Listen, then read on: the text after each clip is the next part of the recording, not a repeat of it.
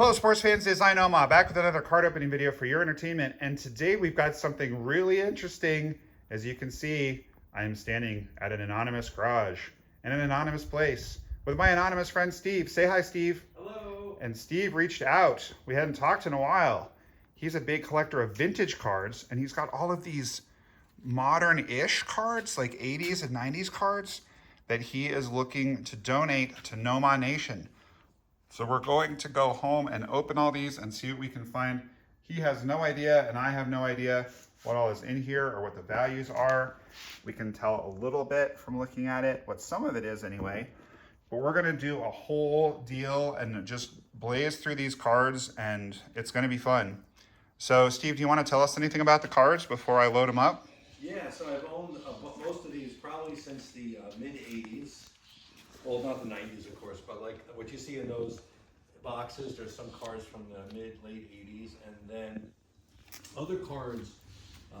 Many years ago, I came across a whole palette of baseball cards, and I pretty much just have a few of those left, so that's what's in those.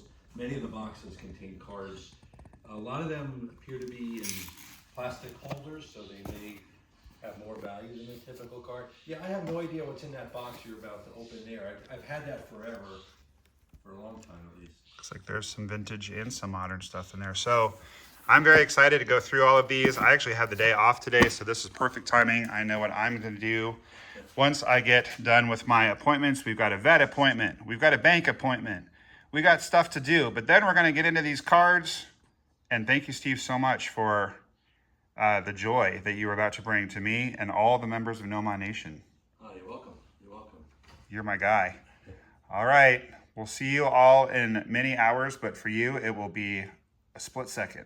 Okay, guys, we're back home, and we have before us the mammoth task of going through all these cards, and I'm just going to get right to it, and I'm going to try to be a little quick about it.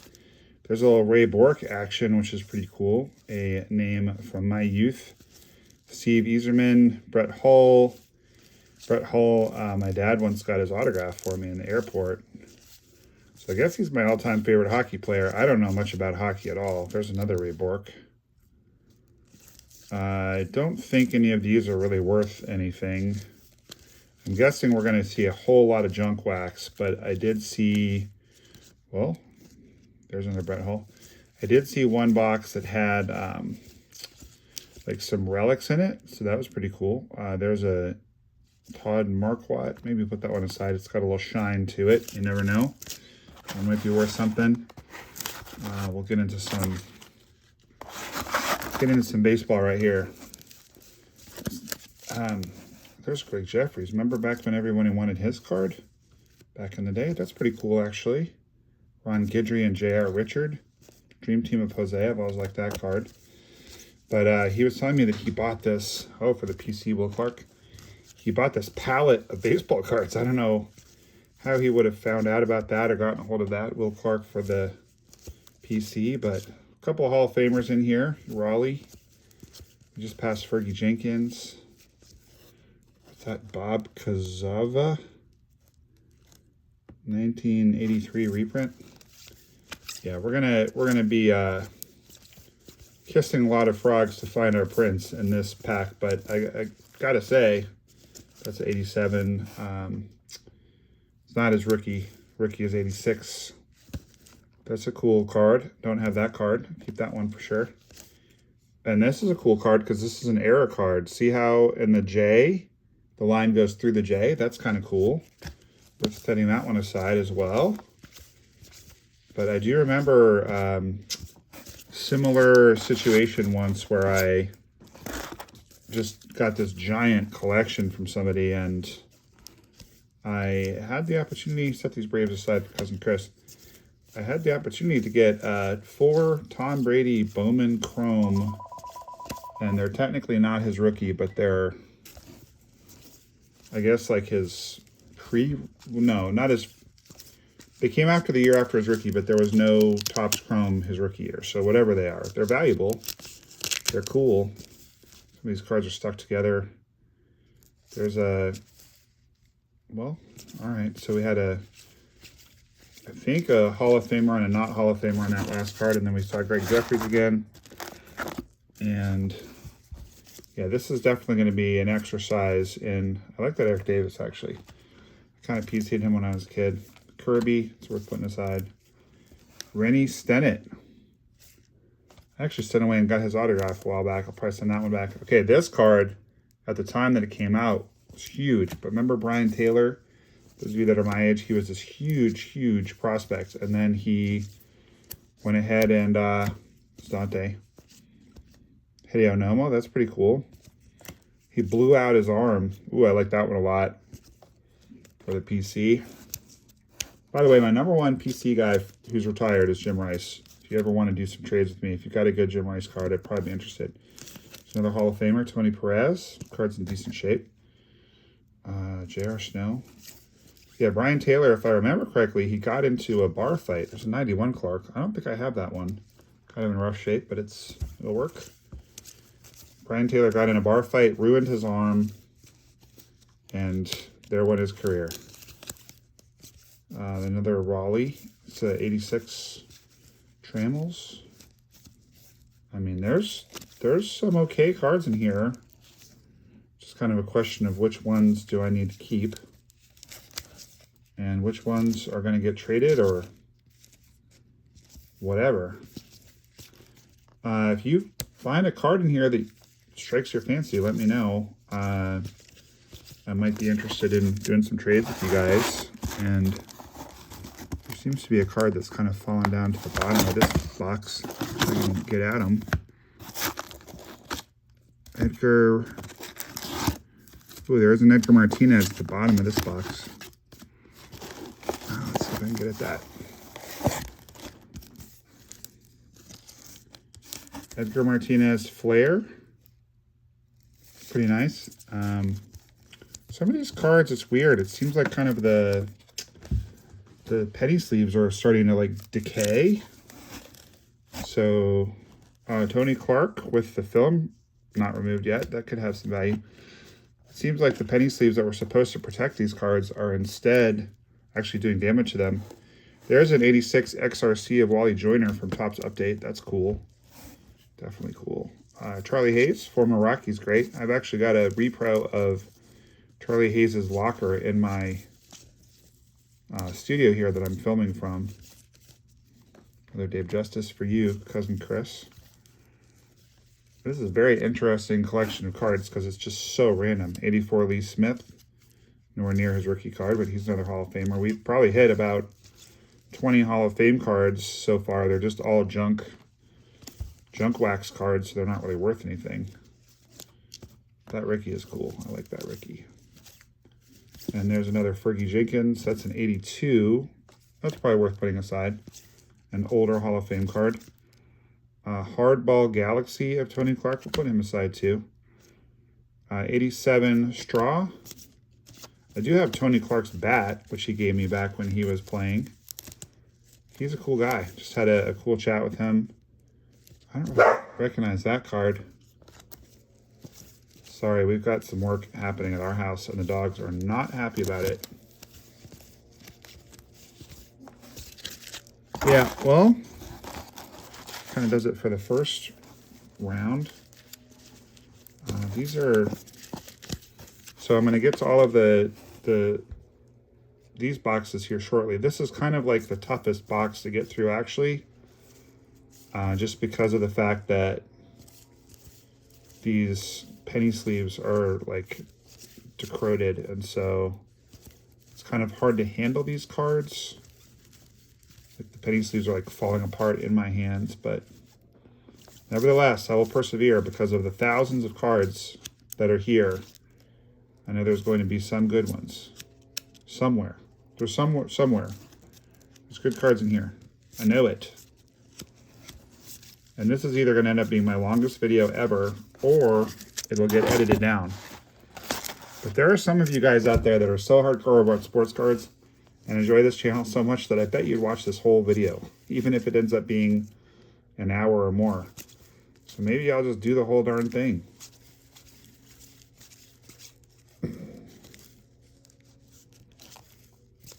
Yeah, there's a really weird kind of, it's hard to describe. There's a Joe Sakic. Remember he was on that those champion Avalanche teams. Kind of an older Joe Sakic card. If you know hockey and any of these are worth anything, holler at me. I'm certainly not going to do anything with these cards until after this video posts, because if there's anything of value that I'm missing, I want to know that before I do anything with them. But I'm kind of in the same boat as Steve. Like, he wanted to get rid of him because he was running out of room. And he collects more like vintage. He's got a really interesting niche. Vintage non-sports cards.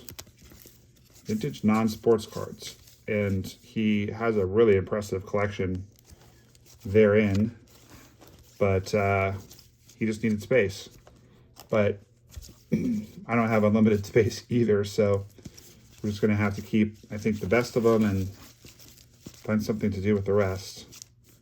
But this is definitely intriguing, and I just keep remembering when I got those Tom Brady cards. They were just in there with a bunch of other cards, and it was very obvious that they had been put into storage back before he was good. And then he got, to say the least, he got good. Kind of like that Eck card. I'm a big fan of Eck. Even though he was rivals with the Red Sox in his heyday, he also, this is like a traded scorecard. I haven't seen that one of Lee Smith. Got several of them. Ooh, that's a nice 81 Donruss. I do not believe I have that card of my boy Jim Ed. And it's certainly more fun to acquire cards this way than it is to, you know, I don't know. It's a fun way to go when someone just gives you a bunch of cards. So thank you again, Steve. 86 Leaf or Donruss. Is that a Biggio rookie? No, his rookie's from 88, right? Yeah, 88 traded as his rookie. I was talking about something and I lost my train of thought. Lots of strawberry. I hope that you guys are all having an awesome day. If you have stayed this long, you obviously like the video, so hit that like button. I can't stare at Mookie Wilson. I have trauma. I have Mookie Wilson trauma. 86 strawberries probably worth keeping. Cannot have Wilson at the top of this pile. I can't be looking at him. There you go, Paul. Paul, my loyal patron, is going to get that card. Man, I have literally never seen that Lee Smith scorecard in my life. I think now we've seen 5 of them. Make sure there's nothing else. Yeah, these are just stuck together in a very, very weird way. It's not pleasant to, like, the sensation on the hands of deteriorating sleeves is not great, in case you're wondering. I might have to go wash my hands after I do this box before we get to the next one. Crucky. Oh, I remember what I was saying, that I like Eckersley, both as a player and also as a broadcaster. Same reason that I like Kruk. I'm a fan of both the player and the broadcaster, in both of their cases, actually. Some more Ray Bork. I'm thinking these are just commons in the hockey realm. Parkhurst. I've never heard of Parkhurst. Maybe we'll look those up. More Kruk. Yeah, these cards are in like the most random order. The next box I'm going to do has some relics in it, so that'll be worth looking at. This is a vintage football card. It's in terrible condition, but that's from 1972. It's probably worth hanging on to, I'm guessing. Terribly miscut Cliff Branch. Probably not worth hanging on to, given the miscut. Warren Sapp. I remember him from when I was a kid. I'm more passively familiar with football than I am hockey. Wouldn't mind giving some Doug Flutie. I remember I saw Jim Kelly play the Patriots once in person out in Foxborough, the old Foxborough Stadium. Oh, I thought this was Dion. Drew Pearson in terrible shape. Ugh, just look at my hands. I don't know if you guys can see, there's just like this residue on them. It's gross. All right. I thought that was Dion at first too. I guess there's got to be some Deion Sanders in here, or I wouldn't keep thinking about it. This card I happen to know. Just, I don't know how I know, but I do. If I can get it again. It says Joe Montana on the back, even though that's not on the front. That has a little bit of value. Bob Asher in bad shape. Irvin, not his rookie. Marcus Allen on the Chiefs. That Art Monk is actually pretty cool. 86 Art Monk. What is this? Jim Harbaugh. Pretty badly sun damaged. I don't know if that's worth anything at all, but Jim Merlot. Put the Harbaugh aside, I guess. Ricky Waters, Carnell Wake. Franco Harris. If that was a vintage Franco Harris, it'd be worth something. Simon Thomas, Leroy Thompson. Why has that got a $10 price tag on it? That doesn't make any sense. Jamal Anderson. Come on, let's have a Tom Brady. Let's get some Tom Brady going.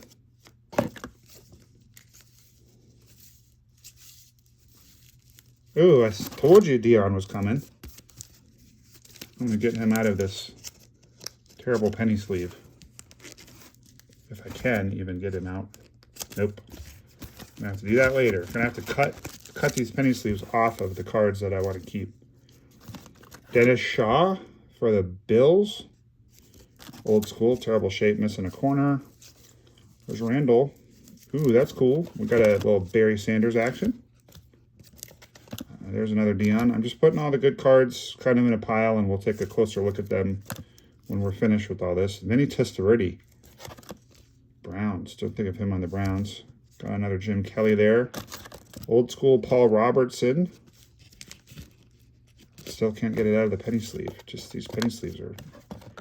I'm guessing that, given the condition of this box, which is in terrible shape, I'm guessing they got left out in the sun with the penny sleeves or something.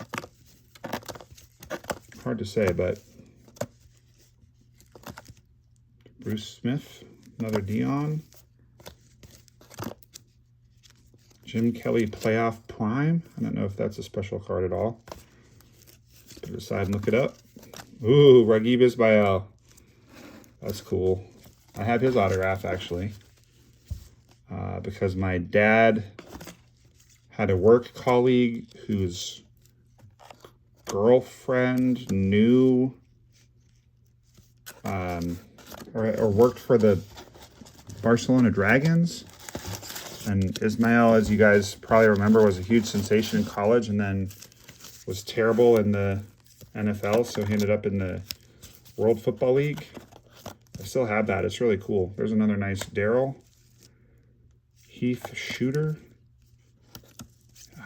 I got to start going. I'm trying to go fast through these. Ooh, that's cool. Maybe that's worth something. President's Reserve, Deion Sanders. We'll have to look that one up. That might be a valuable card. I'm trying to go fast through these. I'll go much faster once we get out of this box, but the problem is that these are really hard to go through quickly because there's a grit existing like in between the cards because of these disintegrating penny sleeves. It's the weirdest thing. Try to get to the front of some of these cards. Bruce Smith, Hall of Fame, I believe. Randall. Bart Starr insert. I had some of these Pro Set cards back in my day. Never have done much football. Don't do any football now. But I used to do a little football when I was a kid. Is that an Andre Rison rookie? No.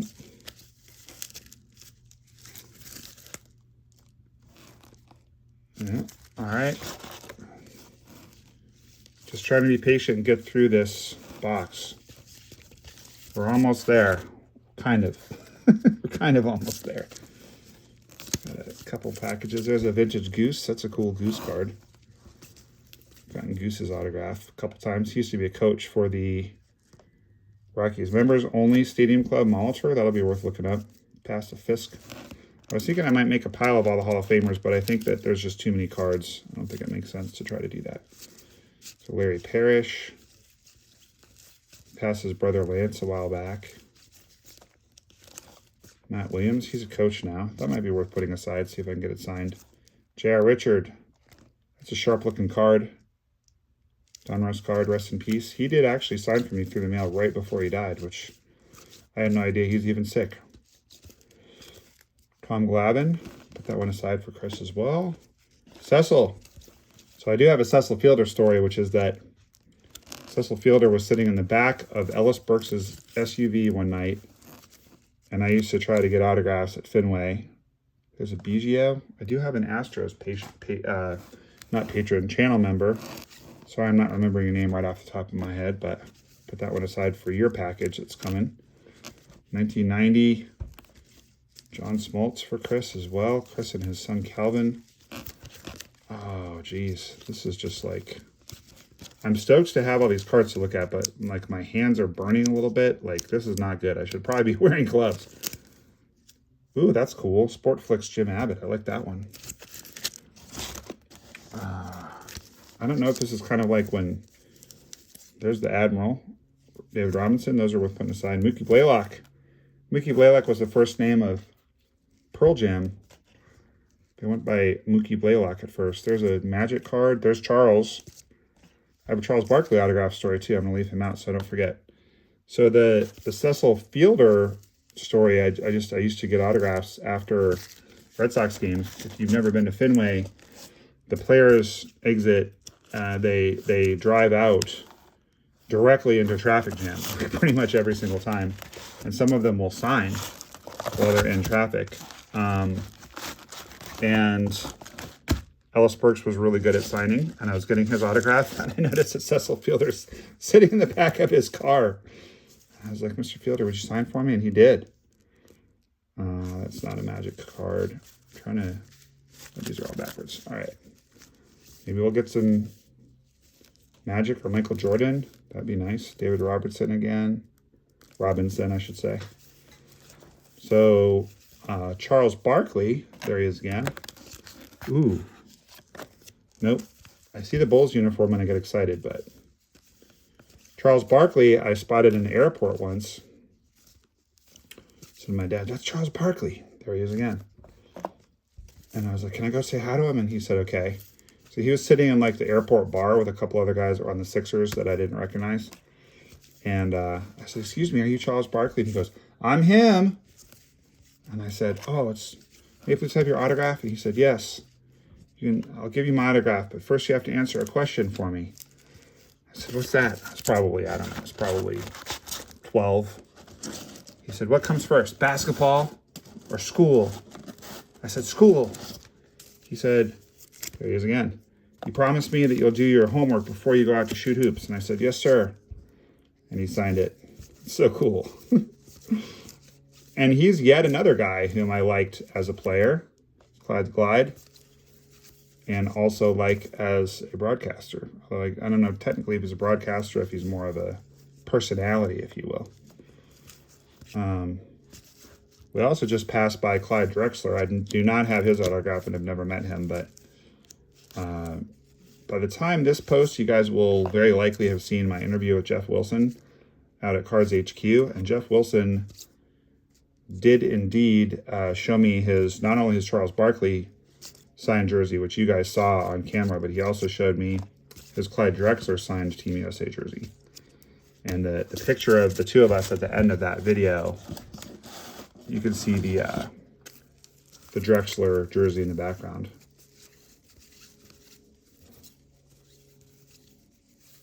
There's another Barkley card. Loving all these Charles Barkley cards. Nick Van Exel, kind of whatever.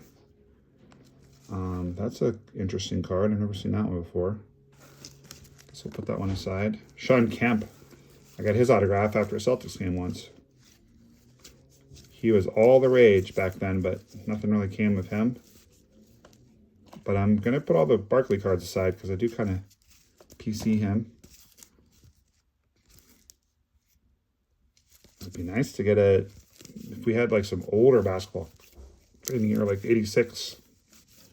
But we're not seeing any of that. There's BJ Armstrong. There's Howard. Hakeem. None of these are really worth anything, though. They're just kind of common cards. I'm pretty sure, unless I pass by some really rare thing that is worth preserving that I don't know about. You guys let me know in the comments. We just passed by Dominique Wilkins in a Celtics uniform, which that was not on my radar at all that he was on the Celtics. He's forever a Hawk in my mind, but that must have been a point where I had discovered music and girls and was not really following the Boston Celtics very well. All right, I think this is going to finally do it. Last couple piles out of this box. This box has become my enemy at this point. I'm hopeful we'll get something good out of it, but it's not fun to go through this. I'm just not going to give up at this late juncture, but I'll be very happy to move on to the next box, especially because I know it has some relics in it and maybe something of value. We will find out. It could be we're going to spend a couple hours on this project, guys, and not find anything of value, but I think we might.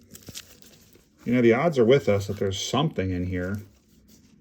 Just randomly, Andre Rison. I'm going to put that aside for you too, Cousin Chris. You probably want that card. I like the Dwight Clark old school card.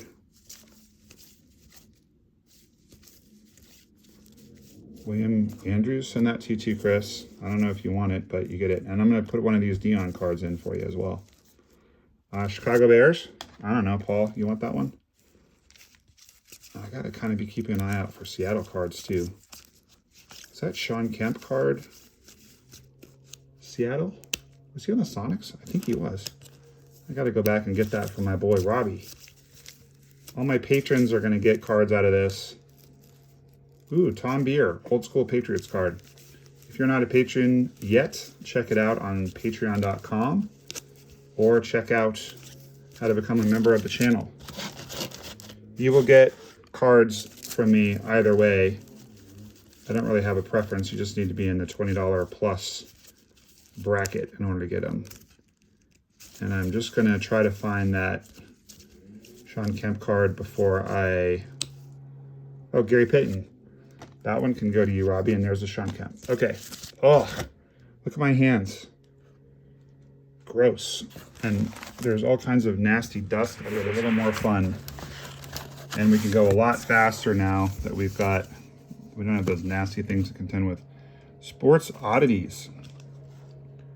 1954. That's the old school card.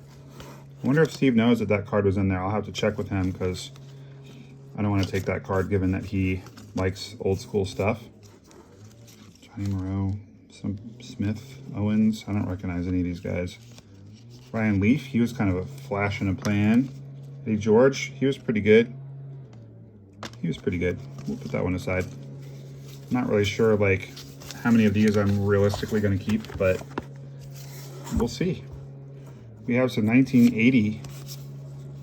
These appear to be 1980 Topps cards. Put that Braves one aside again for Robbie. Yeah.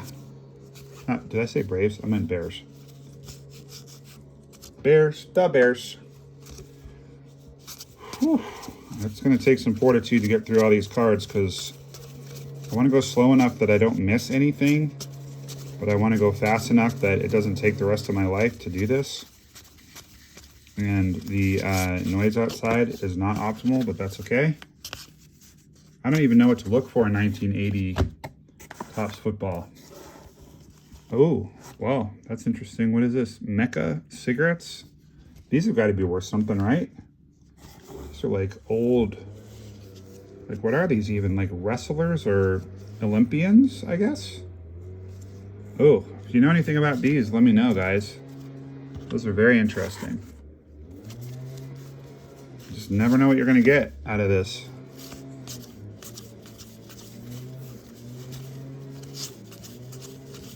Well, like I said, I'm gonna go kind of fast. Steve Largent was pretty good. Put that aside for you, Robbie. I'm assuming you're a Seahawks fan, being a big Mariners fan. Nothing really exciting in this particular pile. It'll also get a lot easier once we get into the cards that are actually in a proper like 800 count box because it'll just take less time to get them organized. I'm not saying any big names. I know enough about football that I would see a big name. If I saw a big name, I would recognize it.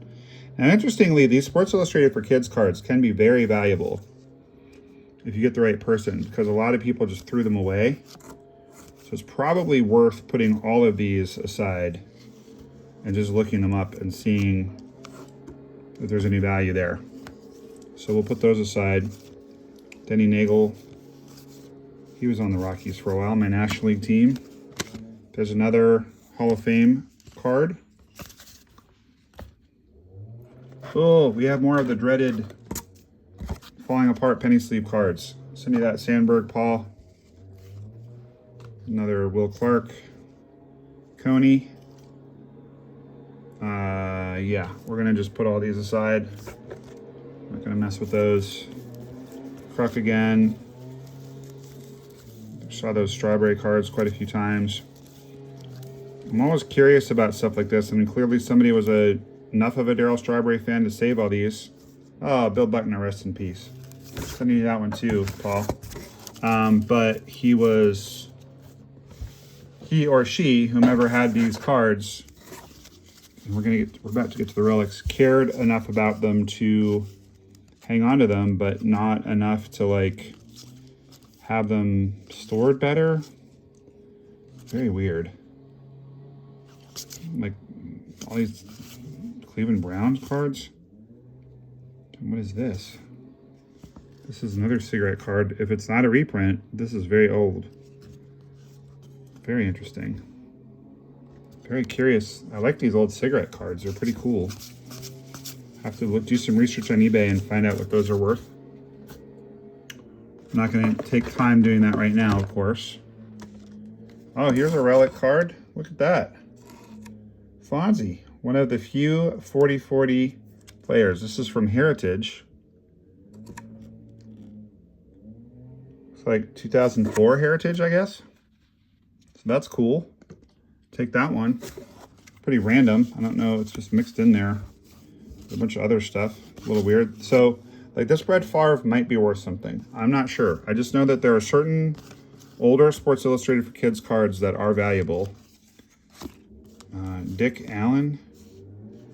This is so interesting. Somebody put duct tape on one side of the home run leaders card. Wow. All right. That's weird. That's just weird. Little Lawrence Taylor All-Pro card. That's decent. Yeah, like, is the Tony Gwynn worth anything? I don't know. I don't think so. I think it's a supply and demand thing. If we had like a Piazza might be worth something. If we had like a Michael Jordan Sports Illustrated for Kids, or these milk cards, like these might be worth something. Dikembe Mutombo. Let's have a Michael Jordan out of here. I would love that, but Reggie Miller, that could be worth something. I just don't know. Samsonite basketball game. That's weird. I don't think that the hurdling cat cards are worth anything. Hey, here's a weird card for you, Cousin Chris. He likes Randy Rosarine and Frank Thomas. Ooh, that one's probably worth something. That one is probably worth something. I'm guessing that that's a valuable card right there, especially if I could gem it up. That's also probably a valuable card. What year are these from? I don't even know what year these are. I don't know. We're going to find out. We're going to find out. Maybe.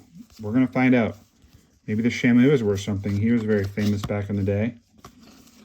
Barry Walker. If you spent any time in Colorado in his heyday, you know your brain just cued onto some... that's a worthless card, but random. Your brain just cued into Crazy Train by Ozzy. I like the Roger Clemens. I'm going to PC that card. There's another Sean Kemp. But again, I just want to look. I'm going to keep all these together and look them all up before I do anything with them. All right, and now we're getting into some other weird cards. Like, what year are these from? These appear to be like 70s, maybe 80s, judging by the shape they're in and the cardstock, but I don't know. So this is what I like, is to not only have the opportunity to open cards, but to go look them up and figure out what's going on later. A couple old school, I don't even know what year that is, 73, 72, 73 basketball cards. All right, so I need to move this pile into the box. Oh, and I just spotted a couple cards that we missed in the big box. Let's see here. We got a pirated Isaiah Thomas. That's pretty cool. And we got Latrell Sprewell and another Isaiah Thomas. I'm going to move all of these cards with the terrible top loaders out of the way, and I will actually later on take a minute to cut these out of the top loaders with gloves on, because they're just falling apart. And they do not feel good on the hands, let me tell you that. All right, get those out of the way real quick. All right, so, all right, now we got another sleeved card. It's going to be, so with all of these older cards, there's randomly a couple of ultra modern cards. The top scrum Billy Martin's not really worth anything. 88 style Cole. I don't know why those are in there. They don't need to be in a top loader though. And we're gonna have a Howie Long, Jared Allen. None of these cards really need to be in top loaders. I'll probably go back and salvage the top loaders. And we've got a relic. DJ LeMahieu. All right, that's cool. I liked DJ when he was on the Rockies. Not so much now that he's on the dreaded Yankees. And Nemesis, speaking of the Yankees, that's kind of a cool novelty card. A Tommy John sticker from 1982. Probably worth keeping. Right, get this box out of the way. All right, now we're starting to open up a little space on the old stage here. And what is this little card? Royal Air Force Bomber. Wings Cigarettes. This looks like a reprint to me, but who knows? Weird. Weird stuff in here, Steve. Weird stuff. But he literally said, he was like, I think you'd have fun going through it. And I am having fun. This is very entertaining. Magic Man. Old Packers card. It's not in good shape. You're like, what is that all about? It was worth $3, so you put that tape on it. Except it never was worth $3. So joke's on you, whoever put that on there. All right, let's persevere, shall we? Ooh, it says Cubs on it. This is going to be all Cubs. We're about to find out. This is just mislabeled. Wow. Wow. Yeah. This is literally all Cubs. So Paul, executive decision, buddy. I'm going to put one of each of these aside for you. I don't think you literally want all of these cards. My goodness. Yeah. We're going to be super efficient with these. Try to find you a kind of a good version of each one. They're pretty warped, unfortunately. Somebody hoarded a lot of 1985 Cubs. This is wild. Goodness gracious. All the people that are trying to put this set together are like, where are all the Cubs? So keep that Lee Smith too. I don't know. Lee Smith was on the Red Sox. He signed a card for me once. Okay, now we're getting into not all Cubs. Gary Allenson. Probably send that one away to get autographed if he's willing. Jerry Naron. He was a bench coach for somebody recently. Kind of put the ones aside that I think I might want to get signed. Put a couple of these Mariners aside for good old Robbie. Robbie and Paul are probably two of the only people that are going to watch this entire video. Whoa, there you go. Boom. I told you we were going to find some good cards if we persevered. That's a good card. That's a really good card. It's a little out of focus. It's got a little, looks like a little print mark and a little surface damage. I don't believe this card would gem up for that reason. Centering's great. Corners are great. I'm guessing this would come out like a 7 or a 8 through PSA if there was a way to clean the card up a little bit, which I know methods to do that do exist. So that's easily our best card so far. I like that one a lot.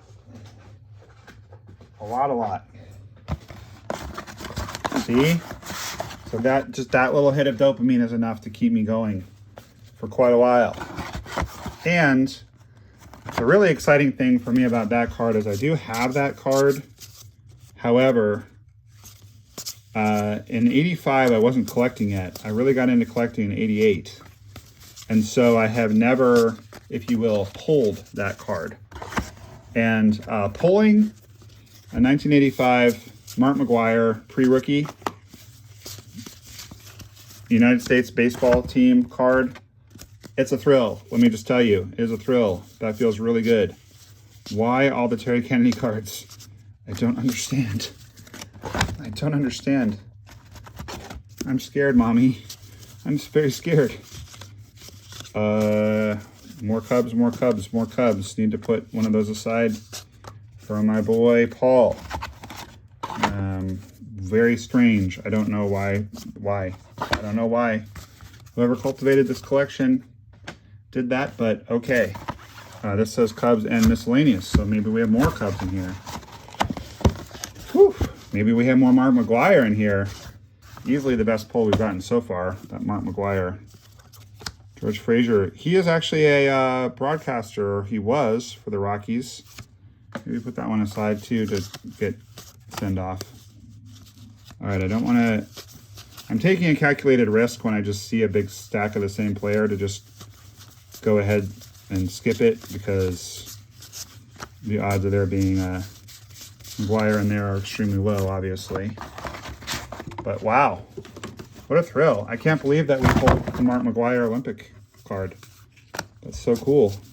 So excited about it that I just dropped this box. Yeah, you know what?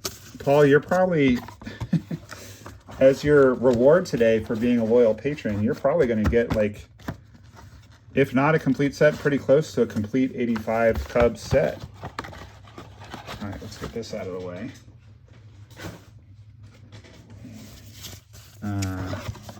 Oopsie. Hopefully there's no more McGwire cards in this pile, because it is a pile. Henry Cotto, Rick Russell. I'm not a Rick Russell fan because I sent him a card in the mail and he sent it back unsigned, and that's fine. That's his prerogative. I'm not like mad, but I'm not a fan. Like, I become a fan if you sign for me in person or through the mail. You know, now that there's a personal connection. This is just kind of an interesting anomaly. Like, look at how all of these Jim Frey cards are off center in the same way. Interesting little fluke of the printing process. Did I put that Henry Cotto aside yet? Maybe not. All right.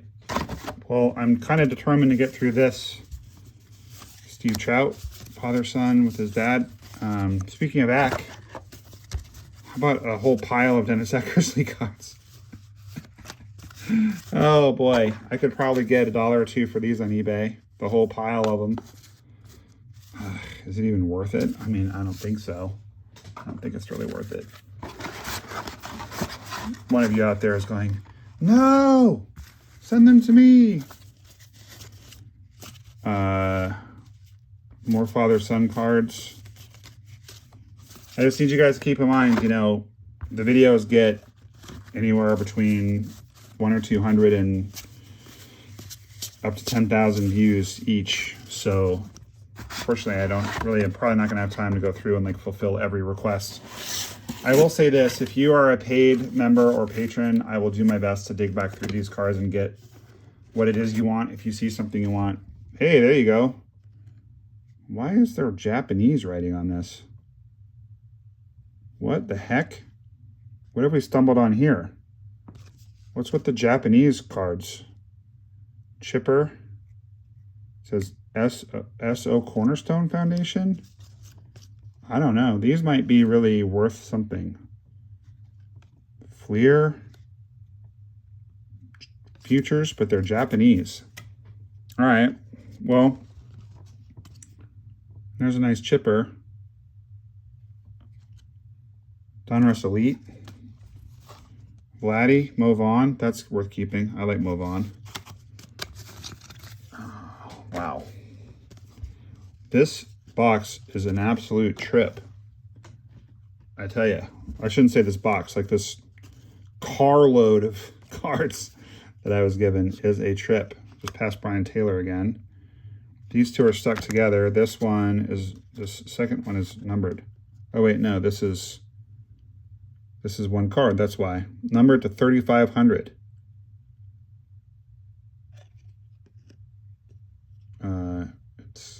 I'm not going to do too deep a dive on that card. I don't really get it, but it's numbered, so we'll put it aside. Dan Wilson, now the manager of the Mariners, I believe. Let's put that one aside. Let's try to get that one signed in spring training, Robbie, shall we?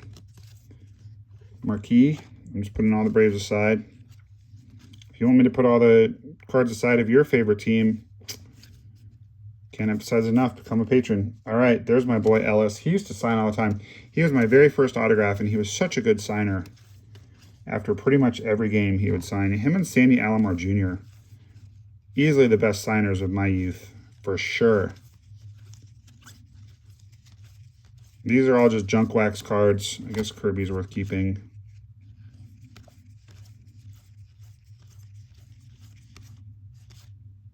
Todd Green. I have a friend named Todd Green. Put that aside for him. He PCs people named Todd Green. Not that surprising. I kind of semi-PC Mark Grace. I'll put that one aside. I don't have that one. Let's see here. What's next? I'm kind of enjoying this box. This box has got like some... It seems like they were higher end at the time anyway. Higher end cards. From the period of time where I was not collecting. I don't even know what year these are. There's a Billy Wagner. Donruss Preferred. Go to the Astros pile. One gone. It's interesting because they still do National Treasures cards. But these are, I think, the old school National Treasures. Collect Mo as well. Raul Mondesi. These... See, the problem is now we get into these like glossy ones. Bobby Abreu rookie card? Whoa. That just for sheer novelty is cool. Put that on the stage. Michael Tucker. Brant Brown. That goes in the Cubs pile too. Glendon Rush. Yeah, this is really actually quite annoying how these are all stuck together. So I'm going to have to get these out of the way and come up with some kind of better system. Let's see. We'll just try to, I think we'll just peel them. Oh, Brooks Kieschnick. I used to really like him. I might actually send that card off to get autographed. Brooks Kieschnick was like the poor man's Shohei. He could hit for a lot of power, and he pitched pretty well too. Troy Percival, Paul Wilson, Ken Hill, EY. I'd send that one off to get autographed too. EY, when he was on the Brewers and I was living in Colorado, he was signing autographs, and I was trying to get a hold of a bat. I wanted a game-used bat, and I didn't have any. I was like, do you have any, by any chance, any like broken bats or anything? And he just gave me his bat. I was so stoked. So stoked. He was in a good mood because he was such a Rockies icon. There's a Will Clark that is stuck to Jeff Conine. Sorry about the jostle there. Hollinsworth, another former Rockies great. I'm just going to see the ones that are stuck together. I'm just going to move to the back and just, if there's a bunch of them stuck together, let's try to get through these. John Wetland, he signed a ball for me once. John Wetland is very into the fact that he was a World Series MVP. That's a cool card of Jose. John Wetland signs all of his autographs with World Series MVP. And I don't blame him. I mean, you know, what was that, 96 that he won that? There's another Dan Wilson. I mean, I guess if you win that, you should tell everybody about it. But I never saw him sign one that didn't have it on there. Back when I used to see him in spring training all the time. All right.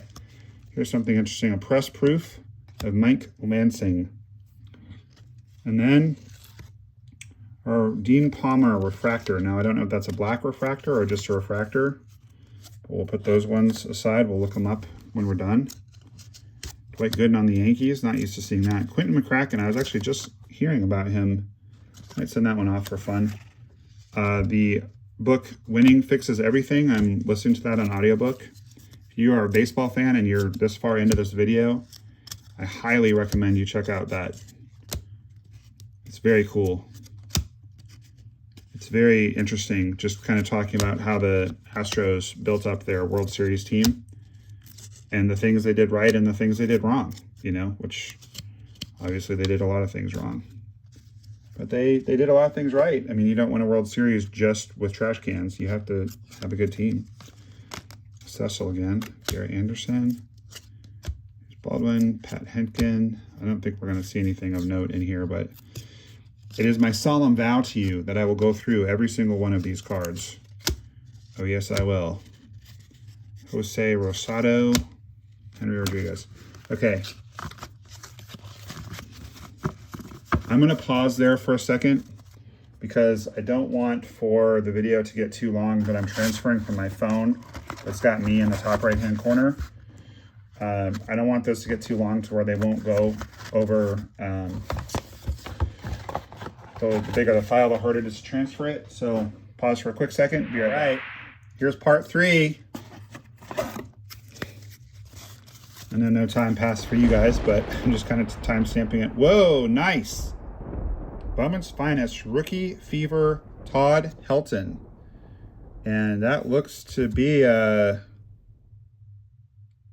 2011. I thought maybe it was more special than that because it said 1988, which was 1998 rather, which was his All-Star year, but I really like that card a lot. Definitely gonna sleeve that one up. I think we can get rid of the Billy Martin. I don't even know why that's up there. Like, these cards are not that interesting. We'll put them in the orchestra, I guess. Oh, these are cool. I'm not familiar with these cards at all. What even are these? These are like some kind of Topps card. Mark Quinn, Alex Escobar. I love that they're not stuck together. That goes a long way with me. Stuck together old cards are so annoying to look through. Eric Burns, Burnsy. Speaking of a guy who was a good player and is now a broadcaster, maybe send that one off to get autographed. Alex Gordon on the Orioles? What? Was he there after the Royals? What am I missing there? Different Alex Gordon, maybe? Not sure what's going on with that. J.R. House, he was really good. Rookie Tim Raines Jr. Minkiewicz. I have a signed Minkiewicz jersey. Rocco. Now the manager of the Twins. I sent off a card to him to get autographed, and he did not return it.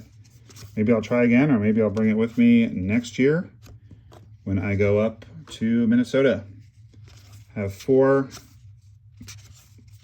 parks left to knock off my list. CC, that's pretty cool. I got a buddy who's an Indians fan at work. He'd probably like to have that card. Put that one aside for him. Ben Petrick. That'd be worth sending off. And Munson. All right.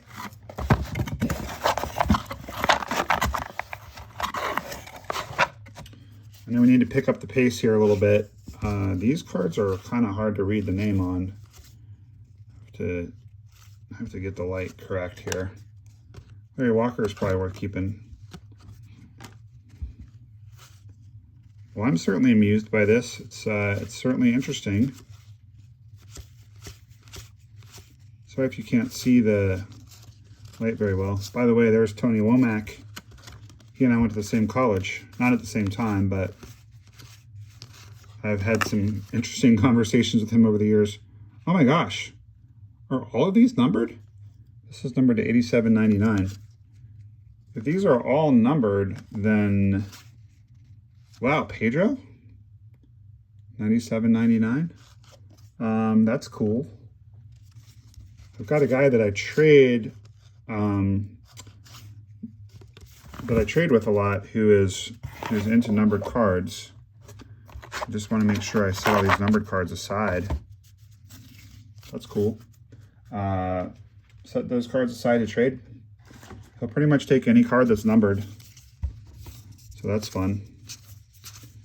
And if you're patient, Ellis Burks for the PC. If you're patient, you can end up with some really good cards if you're willing to take the time to go through all your cards and price them out for him. His name is Jeremy. I've gotten some really good cards from him, and I've shown you guys some of them too. All right, these are all number 2. Holy cow. So Jeremy, if you're watching this, you're going to end up with all these eventually, or at least the ones that I don't want. And I'm actually going to flip this over, guys, because it is like almost impossible to read these guys'. There's Glavin. If I get someone good, I'll show it to you, but it's really, really hard to read their names. Really hard. Jim Thome. It's cool. Give that to my buddy at work as well. I have no idea what year this is or anything. Javi, Wade Boggs. But it's interesting. So like this one's to $22.99. It must be that they were doing some kind of weird, like, some of them are harder to get than others. I mean, right? But how is it that every single one is numbered? That's just wild. The Boggs card. Interesting. Very interesting. See? Whoa, that's cool. Let's go. All right, we got a David Ortiz. I cannot make out what year this is. I'm sure one of you is watching this and knows, but I can't tell. But he's on the Twins, so maybe that's a rookie card. We're going to find out. That's why I love collecting. You just never know. If that's a rookie card, then it's cool. Sandy Alomar. As I mentioned before, I kind of PC him because he was such a good signer when I was a kid. All right. Sorry, guys, that these are flipped over. It's just, we're never going to get anywhere otherwise. It would take too long. Very hard to read the front of these. There's Edgar Martinez. That's going to go to you, Robbie. Boy, these are cool. I have no idea what these are. MLB Topps Stars. And you can see that the logo in the top left-hand corner is a different color. So that's probably, again, to do with the rarity of each card. I love seeing cards I've never seen before. Very cool. All right, there's a 2000 Bowman Canseco when he's on the Rays. There's a Jack Cust I'll probably try to send away. I like to send away old Red Sox and old Rockies because those are my teams. There's Cuddy. Wow. Wow. That was an old picture of Cuddy. Speaking of Rockies. That's cool. I like that one. Ooh, there you go. There you go, Cousin Chris. We got a little more Frank action for you. To 9799. There's Ivan Rodriguez to 9799. And there's my boy Todd. Put that one aside for the PC. I have a Rangers friend that I trade with. Put that one aside too. God, it's going to take me freaking forever. I gotta flip these over again. It's going to take me forever to not only go through all these cards. There's Kerry Wood for you, Paul. But also to... what am I trying to say? To clean up my... my opening table is turning into a complete mess as I'm doing this. Tino! This is crazy. There's Mark Grace. Put that one aside. Hang on to that one. Manny! Look how young he looks. He looks so young in that picture. Doesn't have all the facial hair. Doesn't have all the dreadlocks. That's cool. Again, I have no idea what... it says he's been playing for 5 seasons. It doesn't really help me figure out when this is from, but I'm going to need to keep that one for the PC. Tim Salmon. I almost got Tim Salmon's autograph a while back. He was... he was... Somebody that Denny Nagel. He was coaching a baseball team down in Scottsdale, and my son's team was playing against him. There's Shill and Robbie. I've got another buddy that would like that Roberto Alomar, so set that aside. There's Randy in his Seattle uniform. There you go, Robbie. Headed your way. Being a patron has its benefits, folks. Anyway, Bagwell, one of the worst trades ever. I was telling a story about somebody, oh, Tim Salmon, yeah. And I was hoping to get his autograph, but he had broken his hand. And I was like, you can sign it lefty. And he just laughed and he wouldn't do it. But he said if I sent him a card, he would sign it. And I did, but he didn't. So whatever. Whatever. It's all good. I mean, they don't owe us anything. They don't have to sign. I don't like it when they lie. And I don't like it when they, like, I would rather just hear no. Like, I can just hear no. But speaking of Randy Johnson, he once told me no in a not very nice way. So I didn't really like that because he wasn't nice about it. I don't know. I feel like I'm talking out of both sides of my mouth right now. You can say no, but if you say no in a way I don't like, then I'm not going to like you.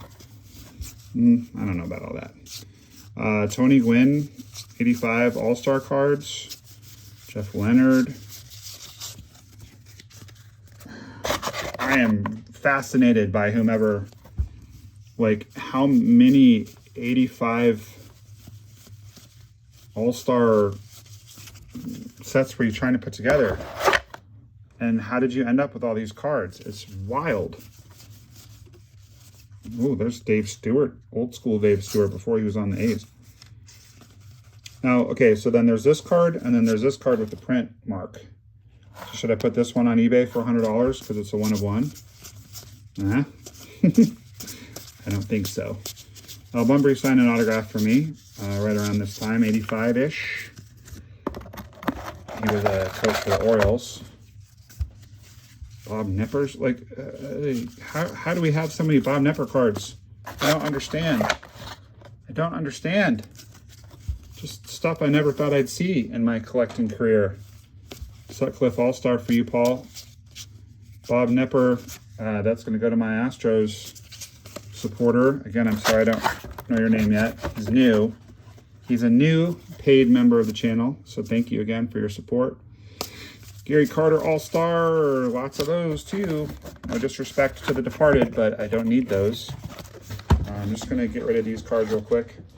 I actually want to save this box. This is a nice, like, I don't know, whatever it is, 300 count box.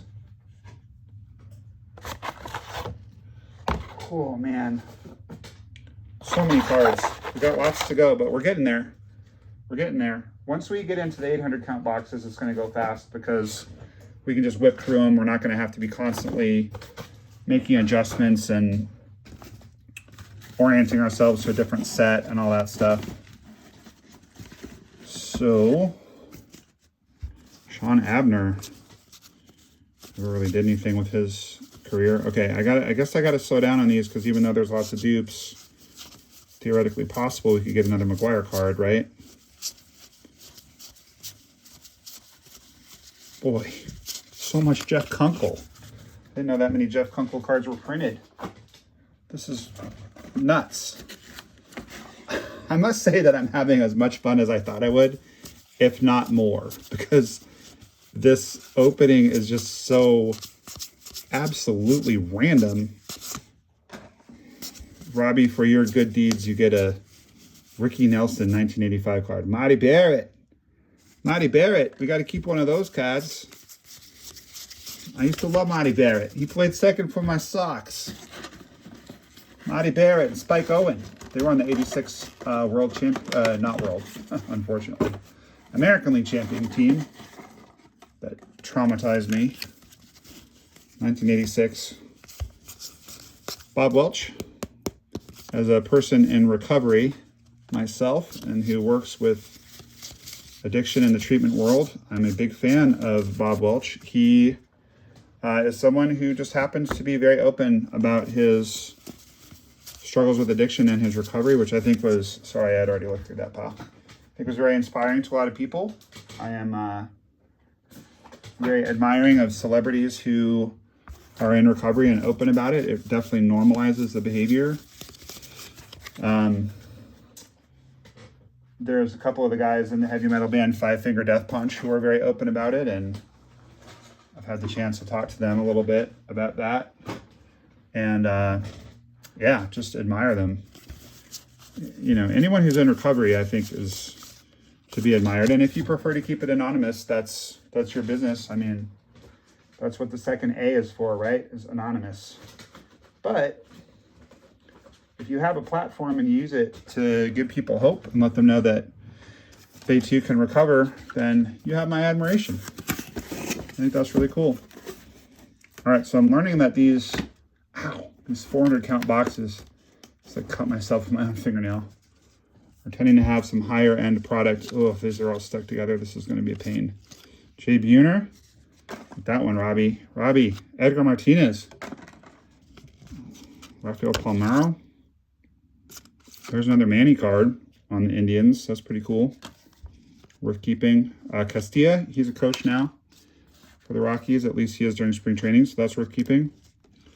Mike Cameron. Oh, Nephi Perez, speaking of old school Rockies. Biggio goes to my Astros supporter. Oh, these are rough. These are all sticking together. Smoltz. That's a really cool card. He's made a catch at the warning track during batting practice, and he is excited about it. Edgar Renteria. My dad used to call that guy Rent-A-Wreck. Sosa for you, Paul. Caminiti. Oh, that's not an Astros Caminiti. That's a Padres Caminiti. Wade. After he went south, after he migrated. Like a migratory bird. These are actually up, no, tops. 1998, I think. I don't know. Michael Stovich, Enrique Cruz, Nick Johnson, Kevin Mensch. Remember him?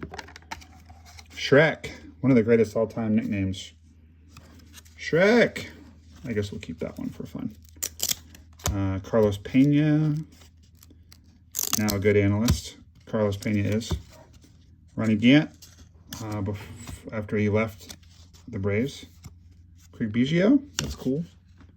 I think we already saw that card, but that's all right. Okay, so I find this interesting.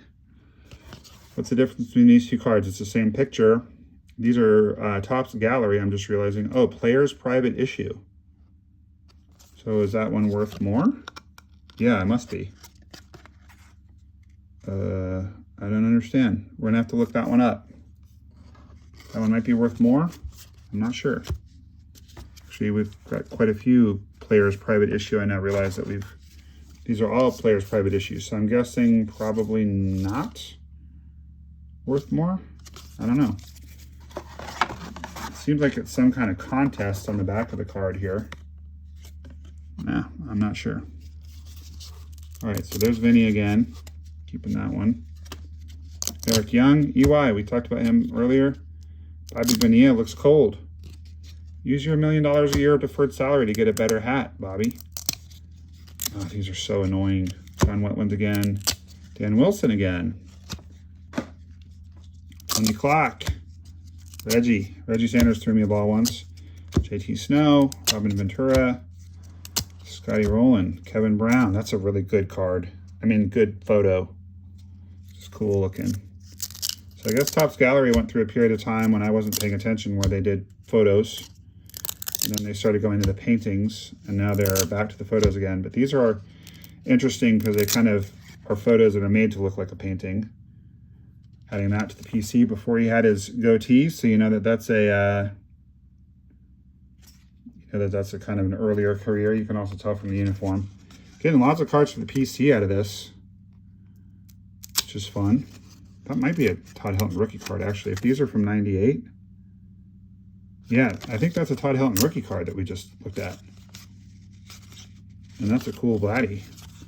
And it would make sense, actually, that's his rookie card because it's only showing his August and September stats. So I think we just got a Todd Helton rookie. So I like that. That's got to go up on the stage, right? All right, cool. Let's see what else is in this box. Let's see if we can get a few we don't have to peel apart for a while. Kind of interesting, the stage being so crowded is forcing me to hold my hands closer to the camera, which is actually giving you guys a better view, and it's easier on my back. So I think an unintended positive thing out of this opening is going to come me focusing on keeping the cards closer going forward. So that's cool. Jason Romano, he was on the Rockies for a hot second. I try to get that one signed. I feel like he signed for me at some point. Chris Singleton, now an analyst. I'm just making a pile of cards I might want to send away. I haven't done any through the mail stuff in quite a while, but I think this winter would be a good time to do it. And I'll do a video on that, teach you guys how to do it if you're interested. Humberto Coda, Chris Wakeland, Reggie Taylor. These are all kind of nobodies. We haven't, I mean, I think obviously hitting the Mark McGwire rookie or whatever, it's pre-rookie, whatever it is, and the Todd Helton rookie, you know, those are big hits. The Japanese Frank Thomas card is potentially a big hit. I'm not sure. We'll find out. We did get all of those non-sports cards that, I don't know, Steve might want back. I don't think he knew those were in here. Doug Davis, got Cuddy. Cuddy gave me his hat once, the last game of the season. It's amazing what you can get if you're polite and you ask. I have a huge memorabilia collection, huge. And it's almost all stuff. It's kind of funny. I have a friend with a name very close to that. I'm going to send him that as a joke. It's amazing. Like you can get so much stuff if you ask nicely, and if you ask before the game, like, hey, if you were to break a bat, do you think I might be able to have it? Or you are like, hey, do you think after the game, especially on the last game of the season? That's how I got that hat from Cuddy. But I've got hundreds of baseballs. Oh, Tomokazu Oka, forgot about him. I've got game used bats that broke that I got. I mean, it's harder now because they sell them through MLB.com, so the players generally won't give them away quite as much. But in spring training and the fall league, minor league games, even big league games, you can get all kinds of interesting stuff. Jason Marquis, send that one to you, Chris, in case you're interested in it. Preston Wilson, that's cool. He used to be on the Rockies. He's one of the most physically imposing humans I've ever seen in my life. There's a Johnny Damon. I don't think that's a rookie, but it's from the Royals, so that's cool. I got his autograph. Somehow, randomly, I had a Royals card back when he was still on the Royals. And he ended up becoming a huge star for my Red Sox when they were doing serious damage in the playoffs for that nice little run they had. Albert, what is his middle name? Albert Joan Bell? That's interesting. That's probably why he went by J at first, J Bell, and then he changed it to Albert, or he started going by his first name. Robbie Alomar, put that one aside for my guy who collects Puerto Rican players. Mike Kuzowitz, I don't remember him, so I'm not going to bother sending that one off. All right, we're so close. We're almost to the 100 count boxes, the 800 count boxes. Kenny Lofton, that's going to work with me for my Indians guy. Whew, I'm getting tired in a good way. Frank Thomas for you, cousin Chris. Buhner for you, Robbie, and another Randy. Randall K. Johnson. It's kind of interesting because it's clearly that they've signed it, but they're signing it in their full name, not the way that they actually signed it. Norm Hutchins, don't know him. Just hoping for another good card. We need another like hidden gem to make it worth all this time. We're about coming up on our second 30-minute stopping point here. This video is definitely going to be a couple hours long, and it's going to be epic. And I hope that you guys will enjoy watching it. If you're still here, thank you. It means you really like this channel. My guess is that this video is probably going to get like 50 views, but the average watch time is going to be like an hour. That's what I'm guessing is going to happen. So this is for the hardcore fans. And if that describes you, thank you very much. There's Big Sexy. Let's go. Back when Big Sexy was not that big. He was big-ish. Big-ish sexy. And there's a Is that Will Clark? Yeah, Will Clark on the Orioles. Don't have that card. Definitely prefer him on the Giants, which is when I was a big fan of his, where he played, but I'll take any Will Clark cards. And if you guys are interested in sending me friend mail, you know, just cards that you don't need, I PC Jim Rice, Nomar Garciaparra, who's the namesake of the channel, of course, Noma. Will Clark, Jose Canseco, Bo Jackson. Jim Rice was easily my favorite player when I was a kid. David Ortiz, Todd Helton, Troy Tulowitzki. I think those are all the retired guys. I'm really looking forward to getting through these cards that are stuck together. It is not a fun hang with these cards. All right, minor league MVP. That's a cool card. Galarraga. I'm going to save this Manny one. That's neat. Sheffield, Tomey. Adrian Beltre. Chris Benson. He never really did anything, did he? Barajas. Sean Chacon. I used to work in Greeley, Colorado, where Sean Chacon is from, and I actually bought Sean Chacon game used bat, and I was trying everything I could to get in touch with him so he could sign it for me, and I never did manage that, and I still have the bat. I probably need to sell it or get rid of it somehow. I'm trying to think if there's any other retired guys that I really like. Manny. I got him once in his car outside of Fenway. Modern players, Pete Alonso is the big one. Tristan Casas.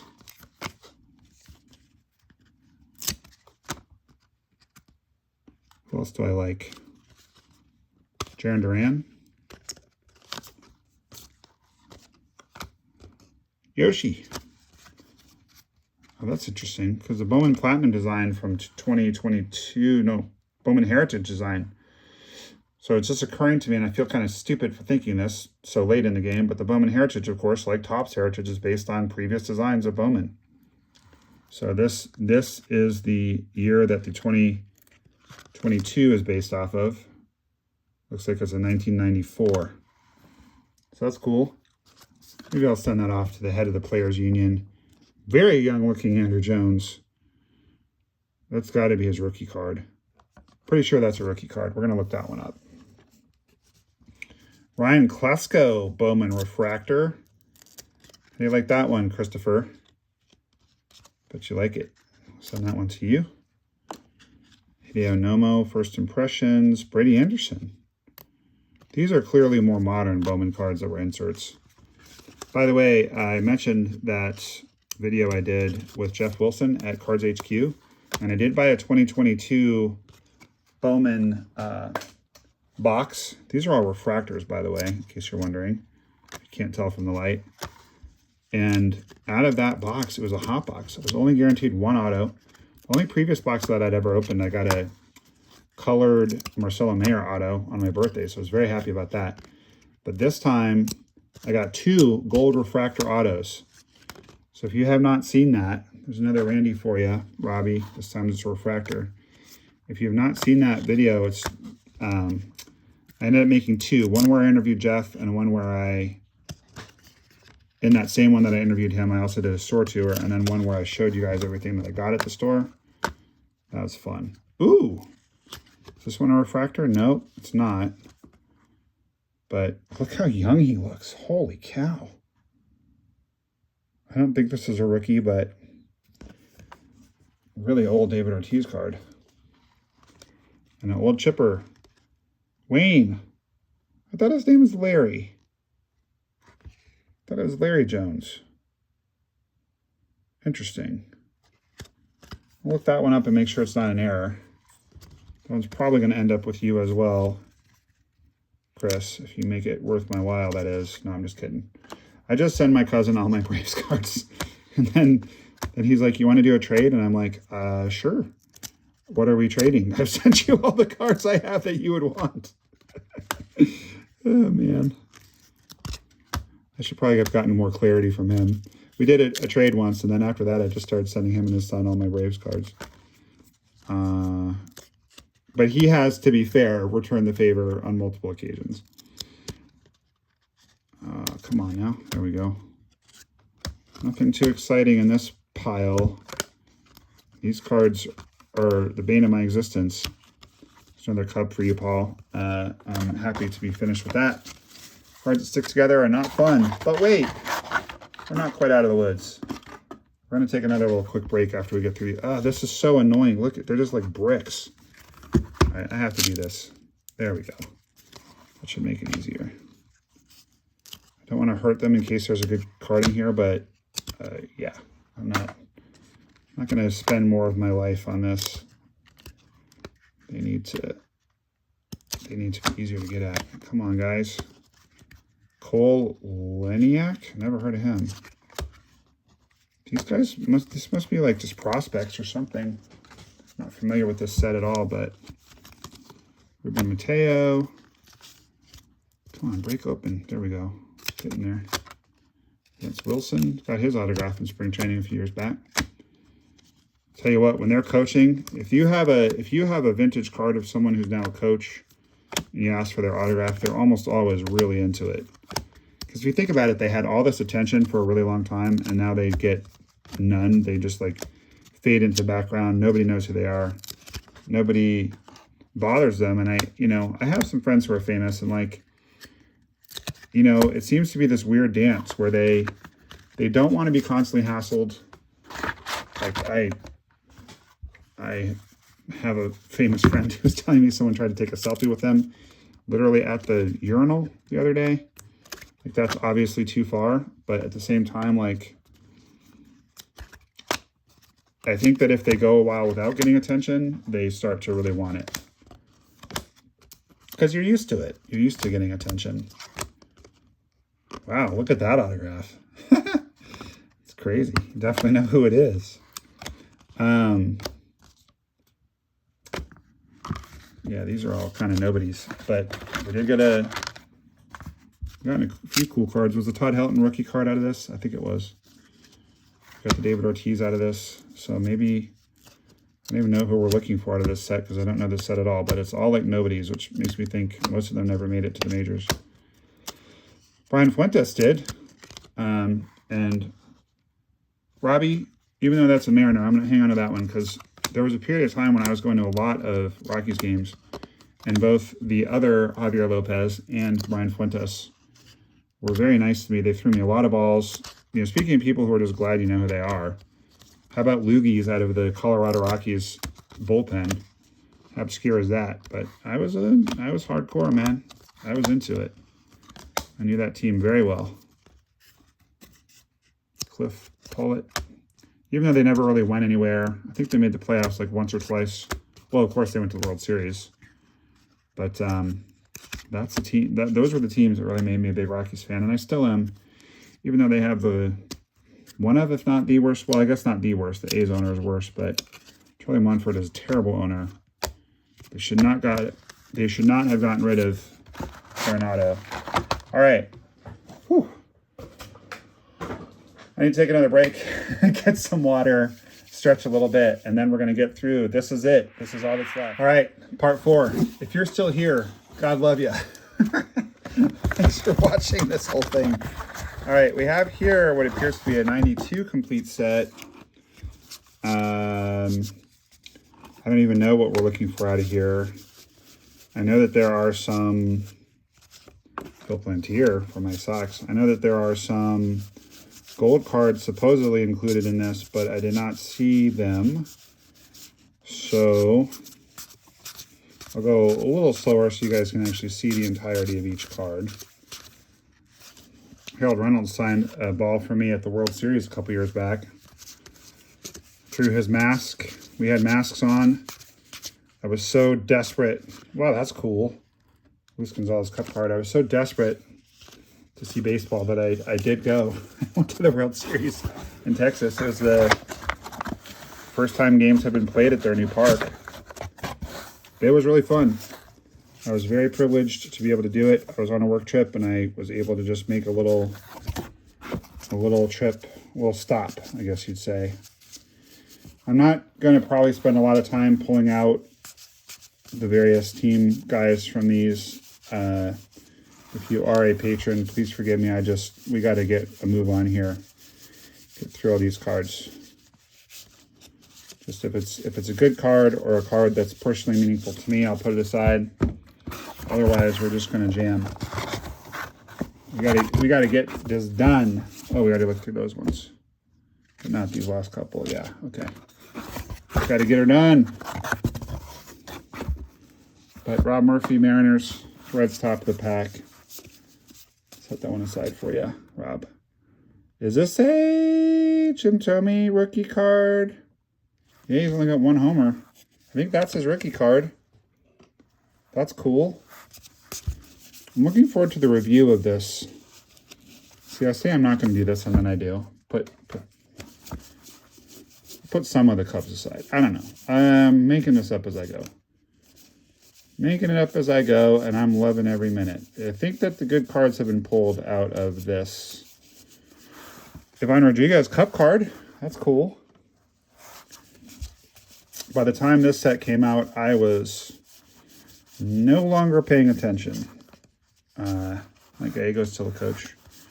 I do put the coach cards aside just because of going to spring training, and also because of the aforementioned through the mail. You know, it's pretty easy to get coaches through the mail. It's pretty easy to get them in spring training. Like I said, they're just glad someone cares. Royce Clayton. I got him once outside of Coors Field. He was on a little scooter. I just remember it because it was notable that he was on a scooter. Nothing ever happened with Greg Anthony.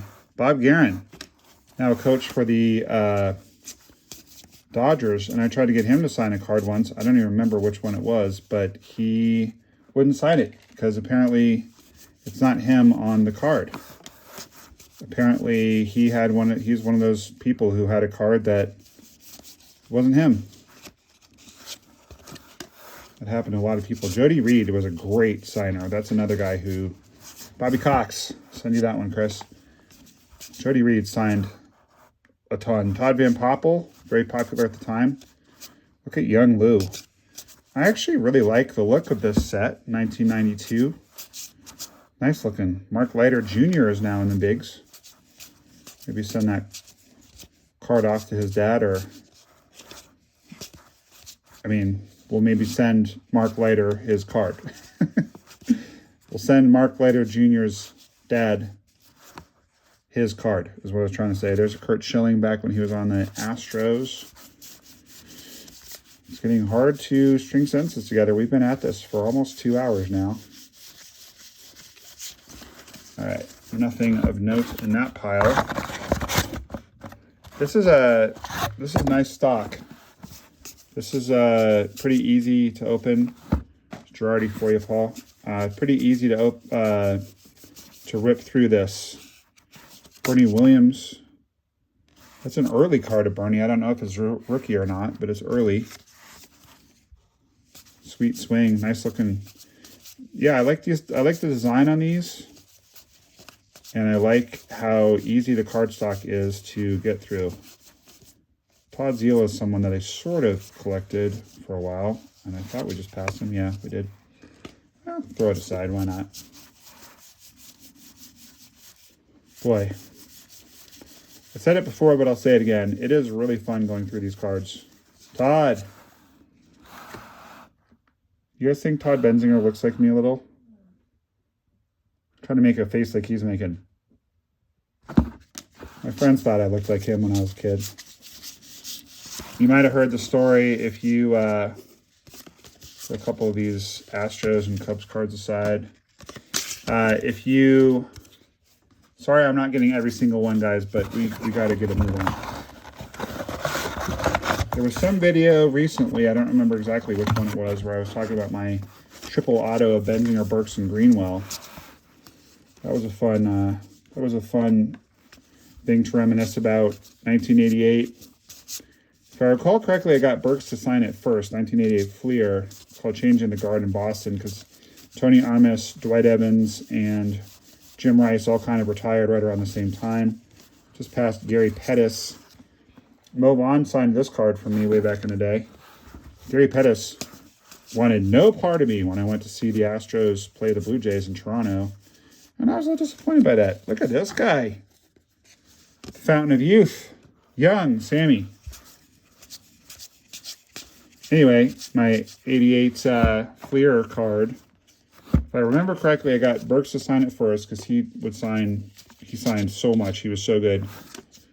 I like Jim Eisenreich a lot. Speaking of brave folks, playing in front of 40,000 people when you have Tourette's, my hat is off. I have a very mild case of Tourette's. You guys might have noticed that sometimes my nose will twitch during these videos. Brad Ausmus rookie card. That's kind of novel. I mean, I guess we can put that on the stage. I guess so. But I've had some nice correspondence with Jim Eisenreich, actually, because it's kind of like, Bob Welch being in recovery. Like, Chipper rookie card. That's pretty sweet. That definitely needs to go on the stage. It's in good shape, too. Probably gem up. But Jim Eisenreich, he just really normalized it. He was very open about it. And I really appreciated that. But back to the triple auto. After Burke signed it, Greenwell signed it. Greenwell was kind of a mid-level signer. He was good. He signed quite a bit. I actually, some of you guys have probably noticed that is Mike Greenwell right there. And he signed that through the mail for me. He now has a amusement park in Florida that he owns. And it's called Mike Greenwell's Bat-A-Ball, if I remember right. It's got like batting cages and go-karts. Looks like a really cool place from what I've been able to tell. At any rate, but then I was kind of out of luck because Benzinger had been traded. So there was this one game that my dad and I went to that just so happened that Benzinger was on the Royals and the Royals were in town, and I brought the card with me, and I was like so scared of losing it because Greenwell and Burks had already signed it, but I was like, I've got to get Benzinger on here. And I think it's kind of like that story I told earlier about Eric Young when he came back to Colorado. Like he was just beloved. It's a good fan base in Colorado, just like it is in Boston. And I think that Benzinger was just happy to be home. Ooh, check that out. Manny rookie card. Got all kinds of interesting stuff in here. Scott Service is now not the manager of the Mariners anymore. There's Randy Johnson. It took me a second, but he's not. Psycho, Steve Lyons. He was a good signer. Anyway, but Benzinger did sign it. Oh, here's the gold cards. Here's the gold cards, guys. This is exciting. See if we can get somebody good. It's very hard to read these. Ted Wood. Rob Murphy. Let's go into you. Robbie, you already got the base. I already set that one aside for you. You get the gold one. Chris Hammond. Mark Davis. Terry Shumpert. Billy Hatcher. Phil Garner. Phil Garner's actually kind of cool. He signs to the mail sometimes. I'll probably see if I can get him to sign that gold card. I'm going to put the gold cards aside just because they're, a little more valuable. Checklist cards. I thought that the gold cards have been picked out of here. Jay Bell's a coach in the Diamondbacks organization. Maybe we'll get that signed. Oh, I'm really, really happy, actually, that we got those. Bookie Reese rookie card. Let's go. Scott Hatteberg rookie card of Moneyball fame. That's cool. This is a fun one. This is a fun set to go through. I think most of the cards are here. If not, the box wasn't full, so they're not all here. But the Chipper Jones rookie, I'm pretty sure, is the card to get out of this set, and that was there. So that's great. Hensley. Friend of the channel, Hensley Mullins, guys. I know who's going to take us out at the end of this video. It's going to be Bam Bam. Pat Mahomes rookie card. Many people think that he is the father. Oh, now we're seeing some repeats. Did I already go through some of these? I apologize if I did. Sean Green, rookie card. Pat Mahomes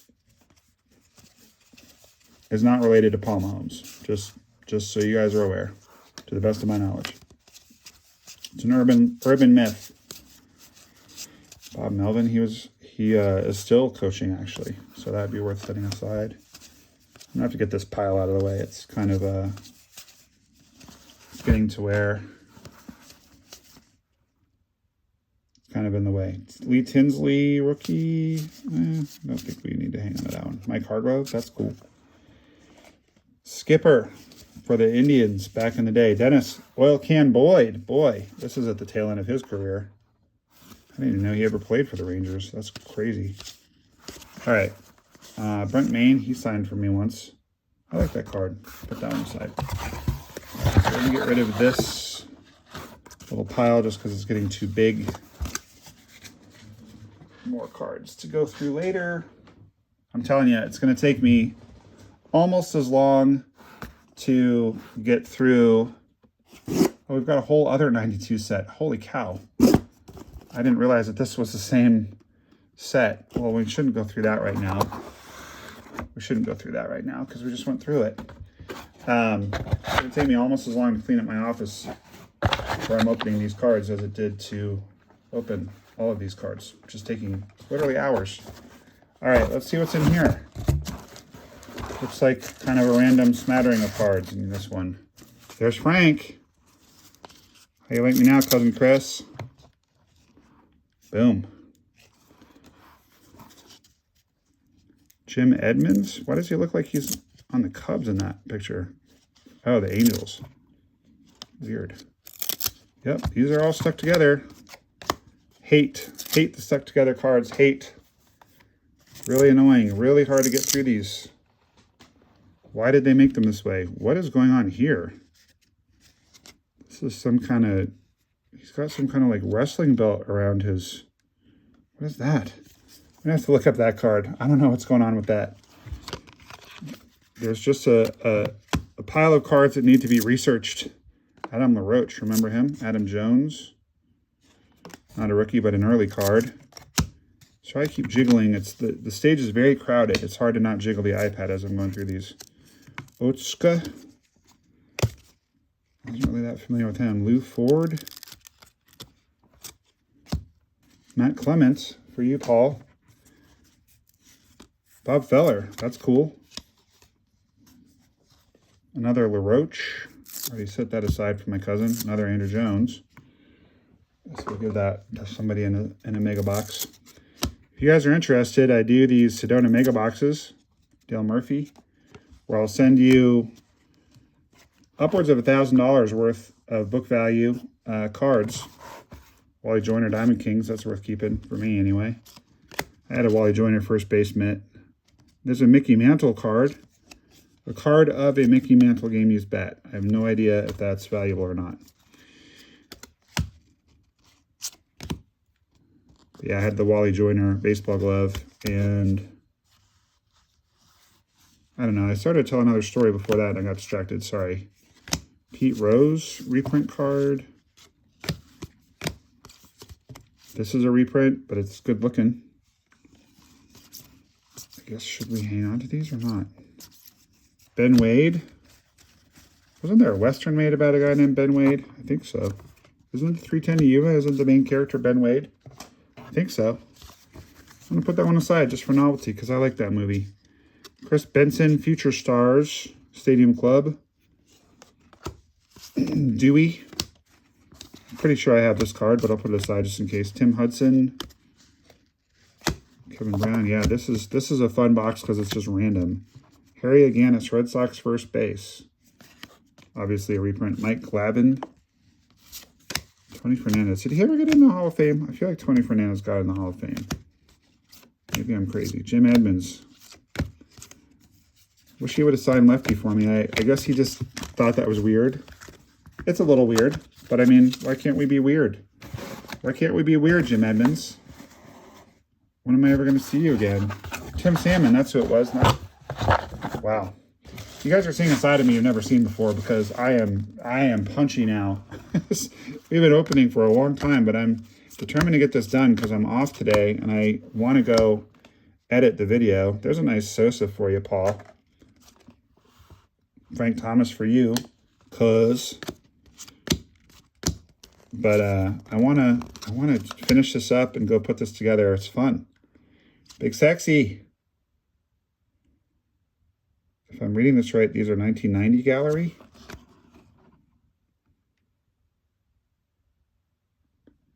I won't focus. I don't know. Hard to say. Maddox. Chipper. Is this a rookie? Nah.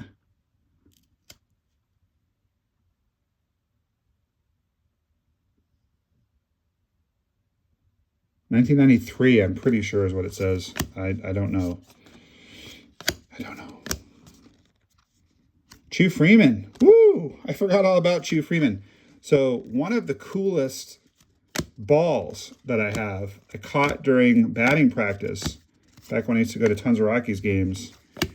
And it was hit by Chew Freeman, and literally the word Chew is imprinted on the ball. It hit right off of his name on the bat.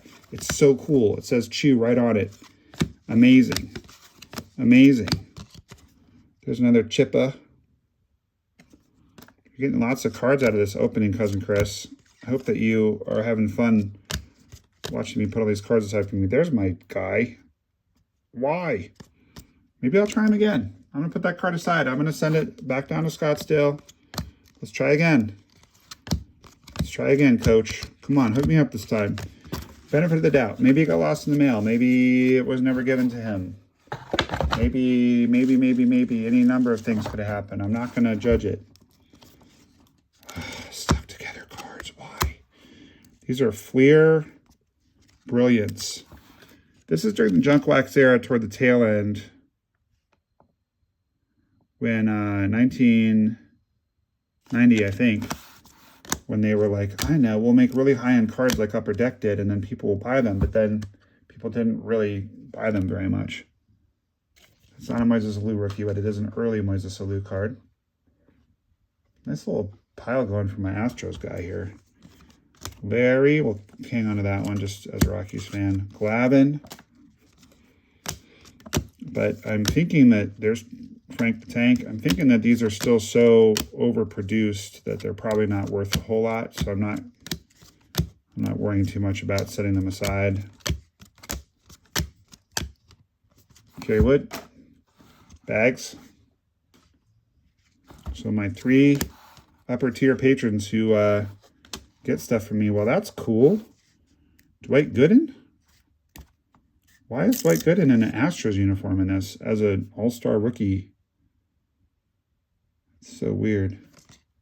Well, it's going in the Astros pile. You guys are cleaning up. And if you are not yet a $20 and up tier patron or member of the channel, let this be a lesson to you that you should be, because you will get lots of cards from me. Now, why? Is this an error card? Or is this 2 cards stuck together? This might be an error card where we've got Manny on the one side and Sammy on the back. Is this an error card? Yeah. Wow. All right.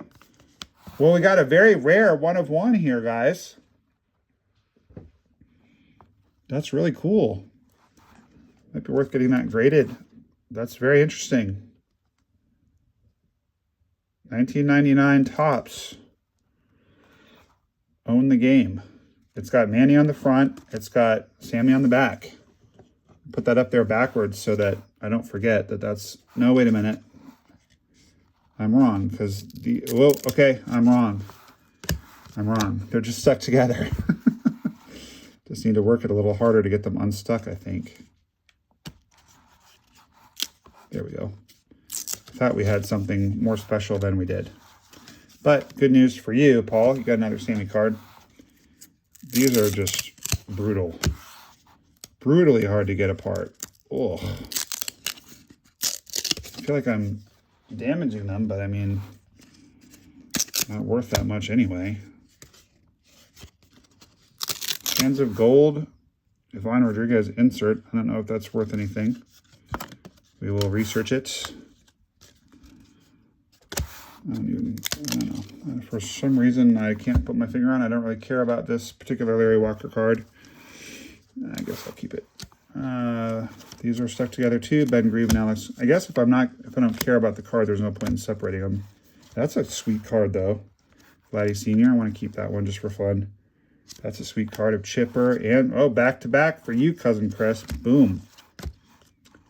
Jose. Got to keep him because he's Jose. And the aforementioned Albert Bell. All right. Well, this is a fun box just because of all the randomness and the newness. Just cards that I've never seen before. They're kind of killing me, though, with the stuck together cards. Where are we on time? Yeah, we're getting up to another break. Have to take another break. Javi Lopez, I should say. Getting up to some blue cards. I wonder what these blue cards are going to be. This is the second time in my life I've done this. It's just the first time it was before the channel and I did it. I didn't do it all in one sitting. This is definitely testing my endurance and stamina. Still have a lot of cards to look through. A lot of cards to look through. I was really hoping to get them all done. These are all rookie cards, so maybe we'll get somebody good. One gone. Pretty nice card, Johnny. I actually got Johnny Damon to sign my Red Sox hat at an Alter Bridge concert. So I got him when he was on the Royals in IP at Fenway before his Fenway heroics had begun. There's Todd. Come on, get off. There we go. Don't think that's a rookie card, but it's cool. Intimidators of Jeremy Giambi. Rest in peace. Speaking of addiction, unfortunately.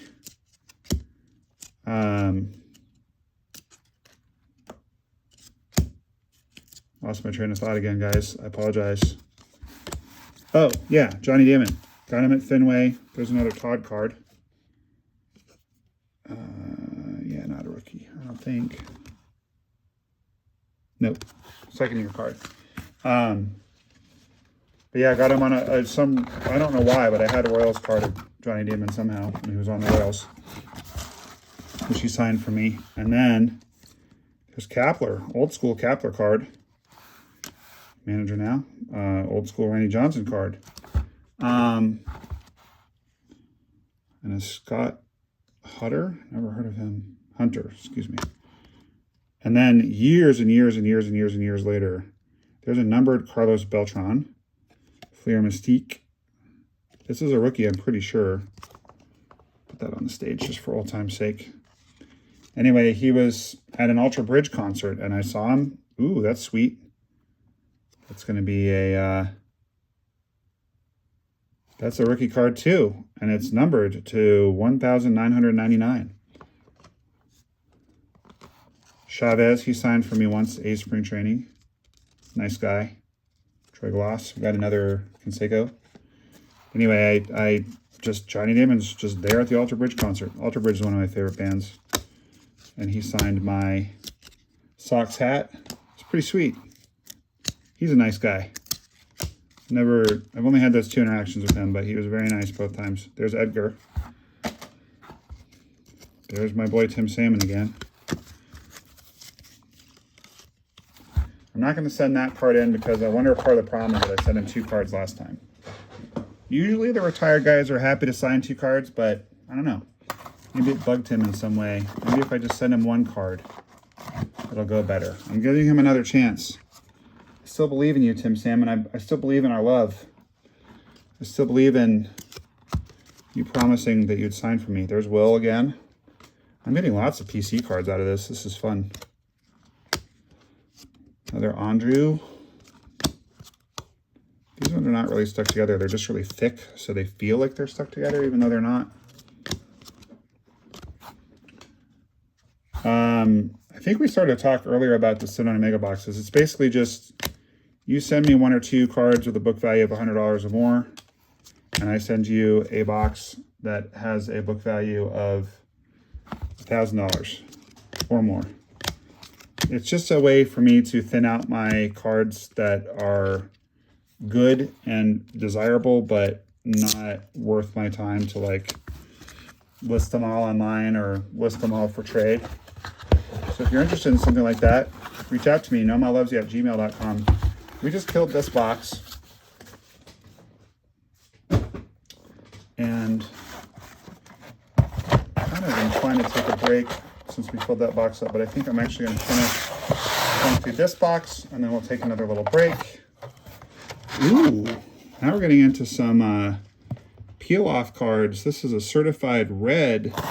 This card might be worth some money. It has not been peeled.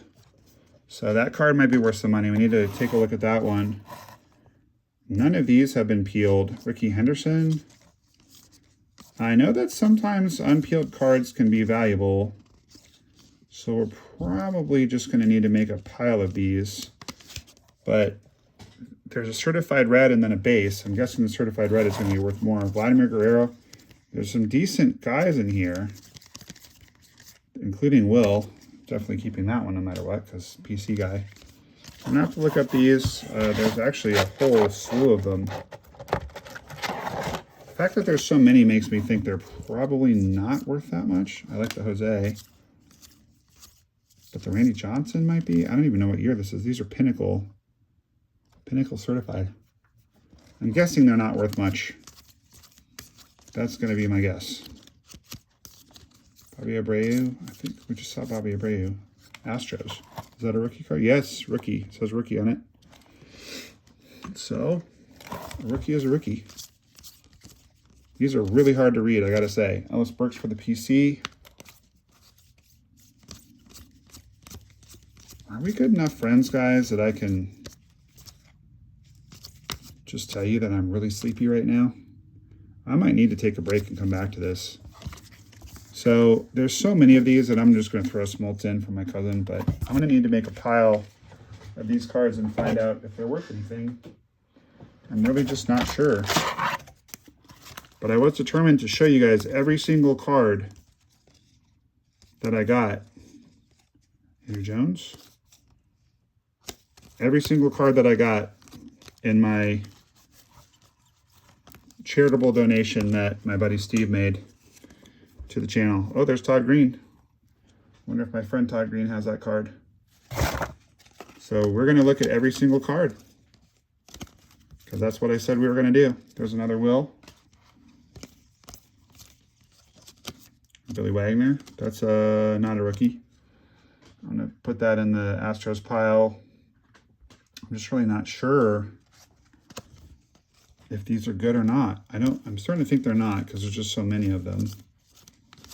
What makes a card good, right, is when it's short printed.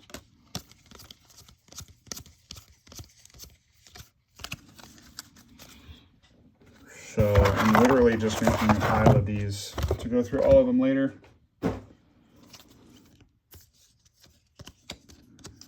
Put that Randy in a mega box. nomalovesyou@gmail.com if you want to talk to me about a Sedona mega box. Put a smoltz in there too. Yeah, the peel-offs, I don't think these are valuable. I'm pretty sure they're not. But we'll go back through them and see. It's a very early Jim Thome card. I guess the idea was that it would kind of like protect them from damage, and then you could peel it off. But they're, of course, worth more if you didn't peel them off, because most people did peel them off. But it's not this set. It's like Topps sets, if that's true of. All right, now we're back into Fleer. I miss Fleer and Upper Deck and all the different companies. It's kind of a bummer that all we have is Topps and the brand that shall not be named. Generally speaking, I hate Panini so much. It's just bad. All right, well, we're just about to the end of this. And I need to go take another break, so I'm going to do that. There's Todd again. Again, lots of PC cards. I think that's a rookie. So obviously, you know, Todd Helton, he is in the Hall of Fame. He's not a GOAT like our boy Tom Brady, but I'm feeling a little similar to how I did when I pulled all of those We already went through this pile, I'm pretty sure. Just because they hadn't been pulled at the time. Whoever was cultivating that particular box didn't get it, that he was good or going to be good. Ooh, looks like we have more vintage cards. We can probably get through this box pretty fast. I think I'll at least start it. Nothing exciting out of here. Johnny D, is that a rookie card? Maybe. These are not too badly stuck together, but they are a little bit stuck together. This is a Topps product. I have no idea what it is. If you're slapping your forehead going, I know what these are, tell me in the comments, because my eyes are not what they used to be and I can't read the fine print. And this is the time when I was having a vacation from cards and pursuing other interests.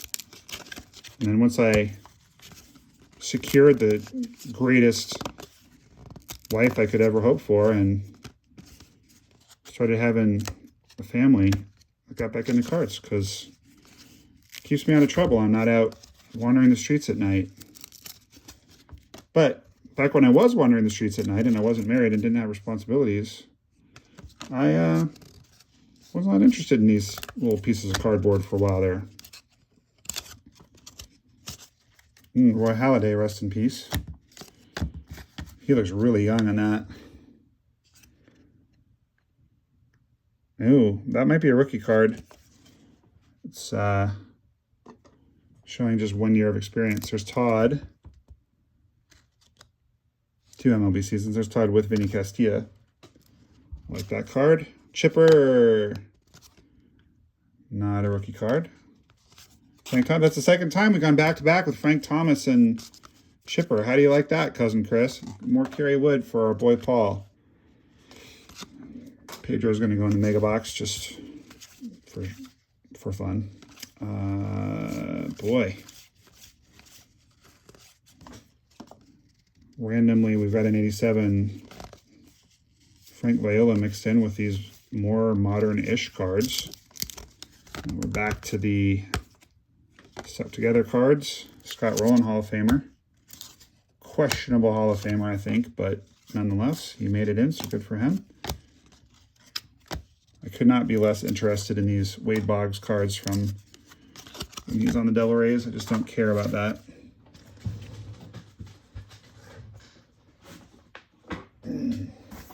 All right, let's see what we have here. We have hockey. Some old school hockey cards. Well, that's going to break up the monotony. 88, 89 hockey cards. I don't even know what I'm looking for other than Gretzky. I'd like to think if it was a really excellent player, I would recognize their name, but I don't know. Patrick Sundstrom. I think he was good. My friend Johnny, who's Canadian, he would love these cards. He almost went pro.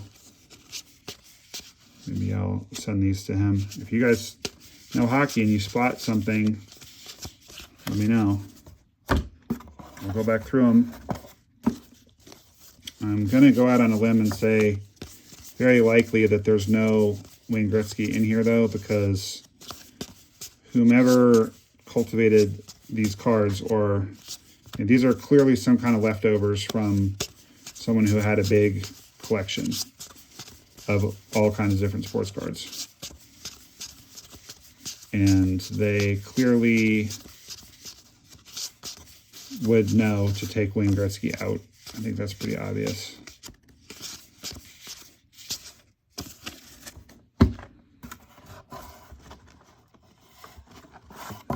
But from the point of view of just cards I've never seen before, it's fun to see different sports cards. I don't know who was playing at this time or who was good other than Gretzky. I really enjoy going to see live hockey. I never played hockey.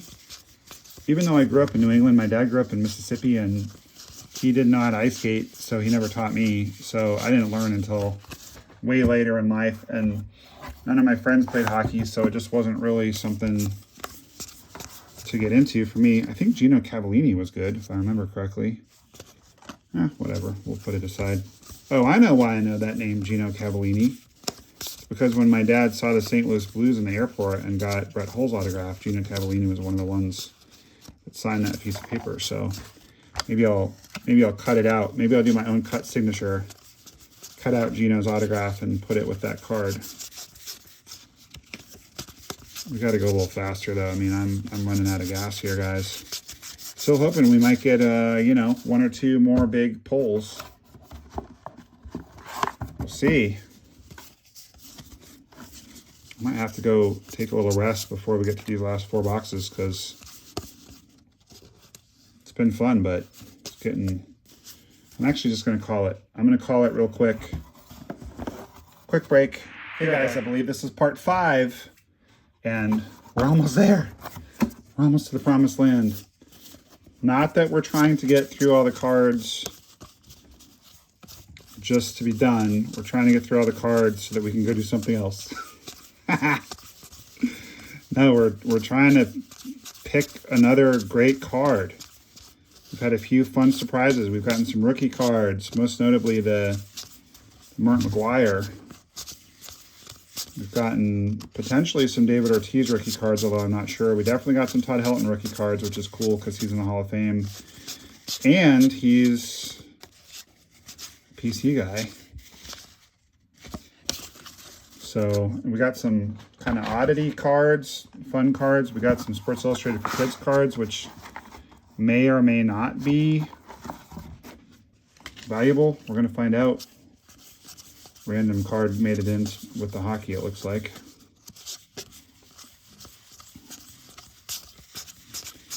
Given how many repetitions there are in these hockey cards, I'm thinking these got picked, and these were just the bad cards picked through is what I'm trying to say, and these were just the not good cards. Let's take a little break. Let's go over to these cards. All right, we got some football. This is going to be junk era football, not worth anything. So this is going to be a poopy box. Bruce Armstrong. I got his autograph once. I don't remember if it was on a card or if it was on the program for the game I was at. But yeah, this is not. We're not going to end up with anything out of here. Bruce Pickens rookie card. Meh. This appears to be. I think we got a Falcon that I should send to my cousin now. Yeah, that guy's on the Falcons. Bruce Pickens. I need some baseball cards. I'm getting tired of these. Horace Copeland, Jimmy Smith. Oh, stuck together football cards, my favorite. What? Is that real? That's wild. Spelled differently. Was he named after Kareem or? Weird. Interesting. Very interesting. I'm fascinated. Back to the hockey. This is just for my morale. I think I need to get off the hockey in a second. We're going to look at every single card. That's what I promised. We have to have looked at nearly 10,000 cards by now, I think. These cards are in good shape. I mean, they're nicely centered. These would definitely gem up. Sorry. Hang on a second. Quiet. The puppy's in training, so sometimes she needs a little buzz to remind her of what's what. All right, since we already went through these cards, this is going to be total speed rip. Got another Ivan Rodriguez. Ooh, Dion. I don't think we saw him in the first round. Is this his rookie? 125 games played? I don't think that's a rookie card for him. It's cool, though. Coach Prime. It's encouraging to me that we're seeing cards we didn't see before because it means maybe that other set wasn't entirely picked through. Ooh, here's the gold cards. Sweet. Let's see, Kevin Bass.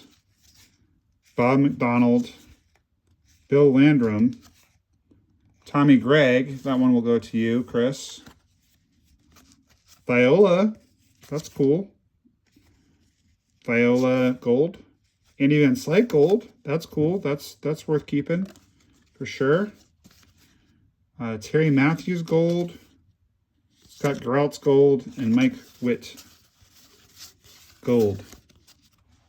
Is Mike Witt related to Bobby Witt? Is he his uncle? Mike Witt, Bob Witt's. There's that Bernie again. The John Smoltz. I think I already put that aside for Chris, but put it aside just in case. Someone's coming up my driveway. I hope they're not here to bother me. Mike Greenwell. Like that. Dana Kiker. He still signs. You have to send $1 for his foundation, but he will sign for you. Otis Nixon is another guy who's open about being in recovery. I should put that card aside. Maybe I can get him to come speak at my treatment center and get that card signed. That'd be cool. Mark Grace. Clucky again. Yeah, I feel like we didn't see most of these the first time through. Because of the fact that Greg Jeffries was such a big prospect when I was a kid, I still get a little thrill when I see his cards. All right, we're just going to alternate, because this is a little boring, the hockey cards with a set we've already gone through, although there's new cards in this set that we didn't see the first time, if that makes sense. I'm wondering if there's Griffey cards in here. There weren't any Griffey cards in the first round of 1992 tops that we went through. All right. Oh, this is the last of the hockey. Can we do it? Let's go. The last of the hockey. Not a sport I enjoy, but we got a Bruin sticker, which is giving me some joy. Not into hockey, just want Mark McGuire. USA Olympic cards, and we got one earlier. How you like that? All right, no more hockey. Hockey. And I'm just telling you, there's not going to be any good football cards in here either, because I don't even know what year this is. 91. There's nothing good in here, but what, you know, the commitment was to go through and show you guys at least part of every single card. Singletary for you, Mr. Paul. Do that Armstrong too. Yeah. And if you wanted me to go slower like this so you can see every card, I can do it for a while, but then I just lose patience because we've seen these. I've been opening cards or going through cards for so long that my elbows are getting tired just from propping up against the desk here. I don't think I'm going to be opening any cards for a while. This is gonna do me. However, I will say it's been very fun, very relaxing. I think that's Frank Thomas. Yep. There you go, cousin. Third year card, I think, or second year card? Third year. Yeah, he had a card in 1990, if I remember correctly, right? I think so. Where do we go now? Let's finish off the football. Get this out of the way. I'm going to have the Billy Martin card demarcate the cards that we've seen and haven't seen out of this set. Oh, this is one of those really annoying boxes. It's got like issues on the bottom to where you can't just move the cards around easily. A little frustrating. Mariner, Billy Swift. I lived in Maine for a while when I was a kid, and Billy Swift, going to University of Maine, he was very popular. There's Mark. Big Mac. And there's a Larry Walker, not a rookie, but early card. If you're a, there's a nice Cal Ripken. Who's he with in that picture? Oh, Lou Gehrig. That's cool. Actually, that's a really cool card. I've never seen or noticed that card before, but that's really cool. You got the Iron Horse along with Cal. I like that. There's another Sammy rookie. I'm pretty sure it's a rookie card. No, of course it's not a rookie. What am I thinking? He's 1990 rookie. I don't think we need to add that up there. Nope. Finish off the football, shall we? Tired of the football cards. I don't collect football cards. If you're an Office fan, you might have noticed I kind of spontaneously adapted a little. There's Boomer. He's a broadcaster now. I don't know why I put that aside, but I did. Remember that scene, Hartley Dykes? He signed for me once, where they're kind of tormenting Andy, where he can't remember the end of football, Kit Kat bar. He said, break me off a piece of that football cream. I do not know what football cream is, but I guess maybe that's like icy hot. I don't know. There's a lot of weird places we could go with that. We're just gonna change the subject. What do you guys think of the autumn? Do you call it the autumn or do you call it the fall? Getting out of the boys of summer time, we're getting into the October. Who's going to be Mr. October this year? Who is your prediction for the best postseason performer this year? Let me know in the comments. If you're still here, we're obviously really, really, really close friends. And I thank you for watching. Oh, man. This has been absolutely epic. Steve, I thank you for the really entertaining day that you've given me and all the people in Noma Nation. Truly. If I can get these cards to cooperate in any way, shape, or form, because this box is wonky. All right, checklist cards are not interesting. There's Jay Bell again. There's Pokey again. We've seen these cards already.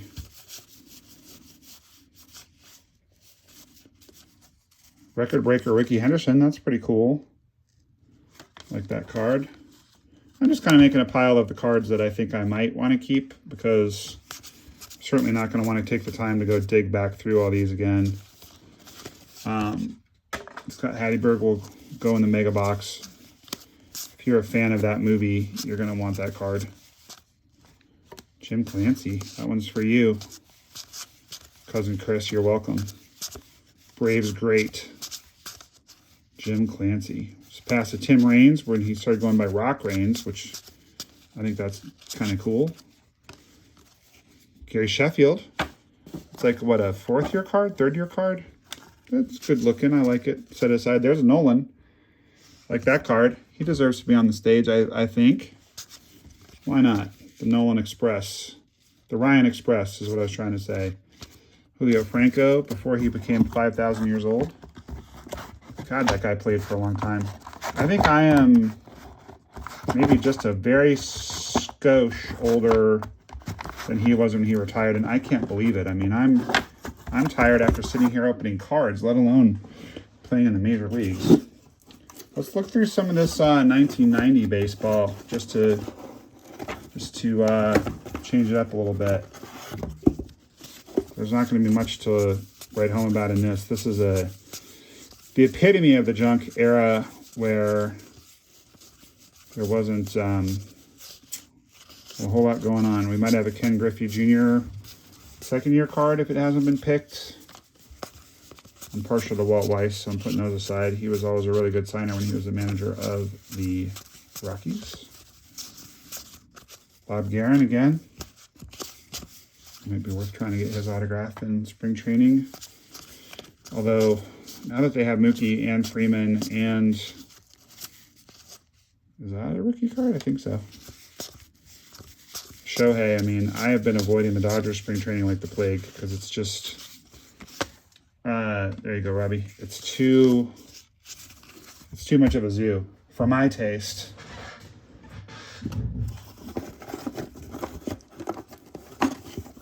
$19.90 tops.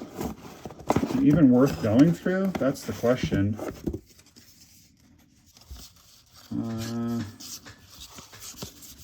What are we even looking for? This is like the most useless set ever. I do think, though, I will say this.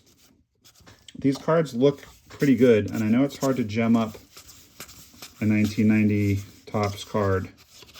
They had a lot of issues with centering. They're all a little warped, as you can see. But, I mean, I'll give myself a little chiropractic adjustment here, having sat at this chair for 3 hours. So if you see one that you think is valuable, if I were to get it graded, I'm amenable to trying to get it graded. Joe McGrain, he does some broadcasting. I've gotten him to sign before at Fall League.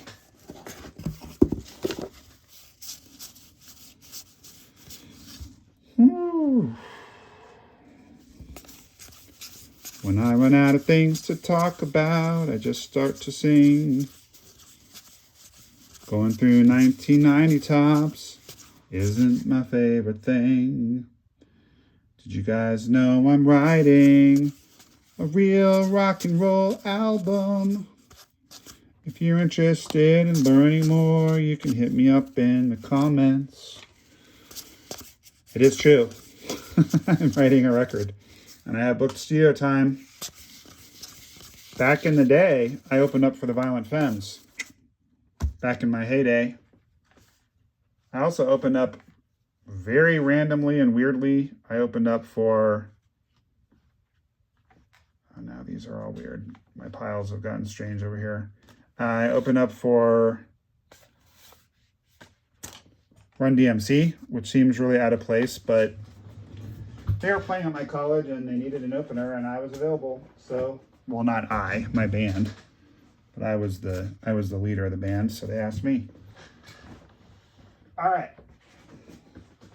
And now in my quasi dotage, I've empty nesting. I've got a lot of time to write. We've had a lot of transitions here with people passing away and stuff, and I've just been writing and writing, and got a great backing band. Bo, there's Bo. That's cool. My cousin PC's him as well. I kind of do, but I'll send that card to my cousin. So I had a bug on me. But yeah, we got a record in the works.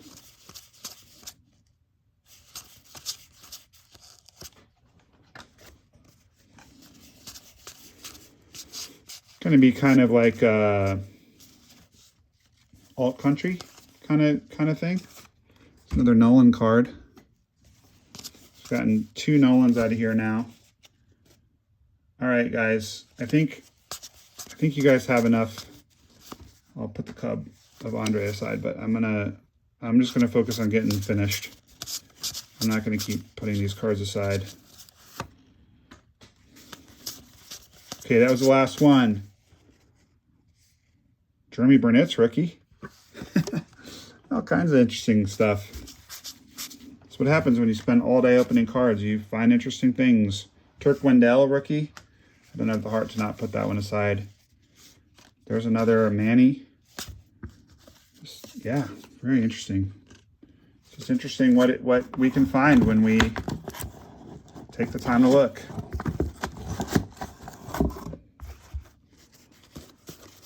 Whew. Hopefully you've got this on while you're doing some inane project or something. Brad Osmus rookie card. Kind of interesting. I think we might have already seen that card today. I feel like the words, there's a all-star of Clemens. I feel like the words Brad Osmus rookie card have come out of my mouth already. There's another Chipper rookie. We're kind of killing it. I mean, There's a Ryan Sandberg. And 2 Ryan Sandbergs back to back. I have to put those aside for my boy Paul. Ugh. So this kind of, I can't stop putting cards aside for you guys. I just care about you too much. There's Ricky. Ricky used to refer to himself in the third person all the time, which I think is hilarious. All right. That's going to do it for that tranche.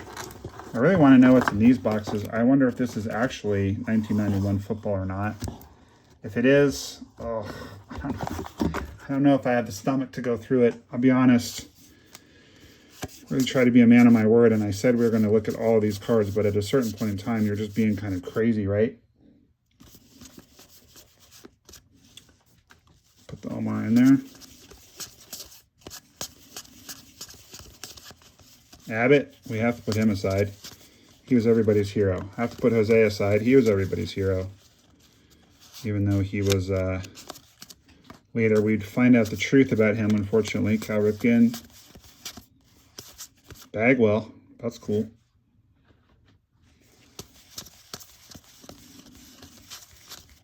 Another Jose. Another Astro. I just realized I've been forgetting to put aside Astros. Ooh. All right. I'm debating taking another break. A break from this break. This is a lot. Did I ever tell you guys my Roger Clemens story? Speaking of the Roger Clemens we just pulled. Roger Clemens ran over my foot once in his Porsche while we were at a stoplight trying to get his autograph. A bunch of kids were trying to get his autograph. That, I believe, is a Bernie Williams rookie card. And he ran over my foot. And then we were stopping to go traffic. He stopped at the next red light. And he ordered all of the other kids away. He's like, hey, I just ran over that kid's foot. Y'all step away from my Porsche. And he looks right at me. He goes, you, come here. I walked over. He signs my card. He's now at the front of the line. There's no cars in front of him. So when the light turns green, he's not going to be stop and go anymore. He goes, you all right? And I go, yeah, Rocket, I'm okay. Hey, look at that. I forgot he was even in here. What if we'd have gotten a no-name of his? You know, we've gone through an entire 1990 top set before. Some of you might have found out about the channel because of that. We've done well. We've gotten a lot of rookie cards. Just kind of sticking with it. That's a rookie card too. Bud Black, manager of the Rockies. Try to get that signed during spring training. Anyway, my dad he had a really weird reaction to it. I go back and I go, Dad, Roger Clemens just ran my foot over.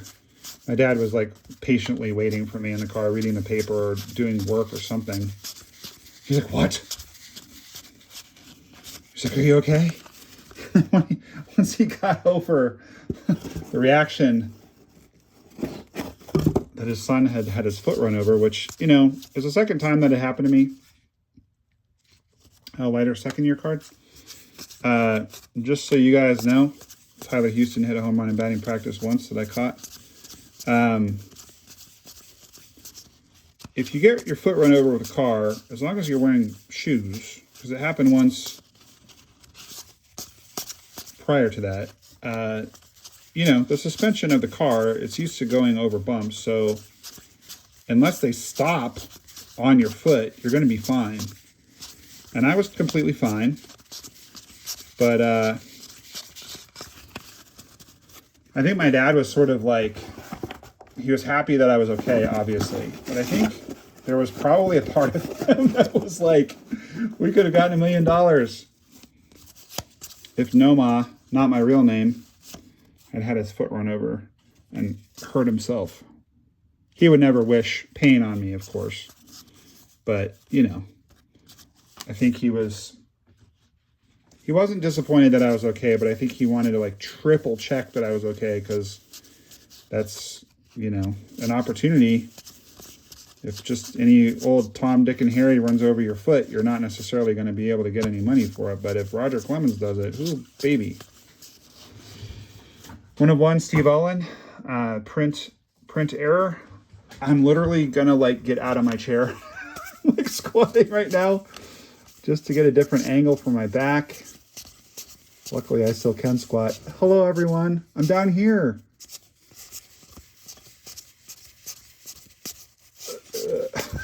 I think I'm going to make this just one long video and see if any of you guys have the chutzpah to watch the whole thing.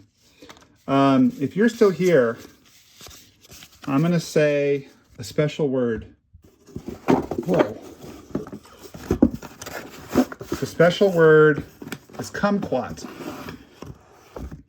So if you email me, nomalevsy@gmail.com, no fear putting it in the comments because then everyone else is going to see it. If you email me, nomalevsy@gmail.com, the word kumquat, and give me your address, tell me who's your favorite player, who your favorite team is, whatever, I'm going to send you something. Because you are a true fan if you're still here. We got to be pushing 3 hours now. I don't even know because I've broken the video down into several sections to make it easier to airdrop to myself the footage of myself. Dion, the way that I do it is I'm recording the cards themselves with my iPad, and I'm recording me with my iPhone camera. And then I airdrop it. There's Bijia. I airdrop it. There's Sammy. Okay, so this card, I've seen this card go for big money in a Beckett 10. I think any of these cards, if they were to gem up, like I said, there's just issues with this set. But we got a particularly good one. This is a good looking set. Haven't seen the Griffey yet. The Griffey, especially if it's a particularly bloody version of the Bloody Scar card, and if it'll gem up, it could be worth some serious money. But this is our last little tranche of cards, and I have not seen Griffey. So I think whomever owned these cards before me pulled the Griffey out. Which, you can't blame them. Okay, so let's put these away. Sorry for blocking the camera. I'm just doing anything I can to get through this at this point. We have to stay strong. We must stay strong. Winter is coming. Okay, get the 1990 Topps out of here. And, trying to take a mini break without actually taking a break. Let's do a little more of this second 92 set.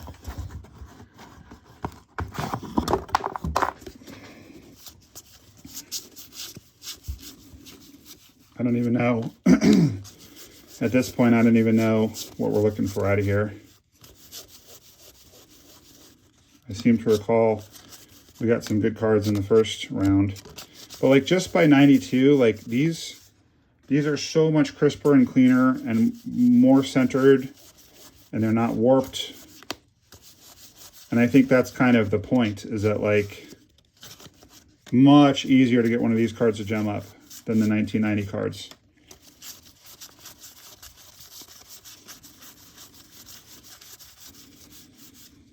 Love Phil Plantier. He's a coach now somewhere. He signed for me in the Arizona Fall League the other day.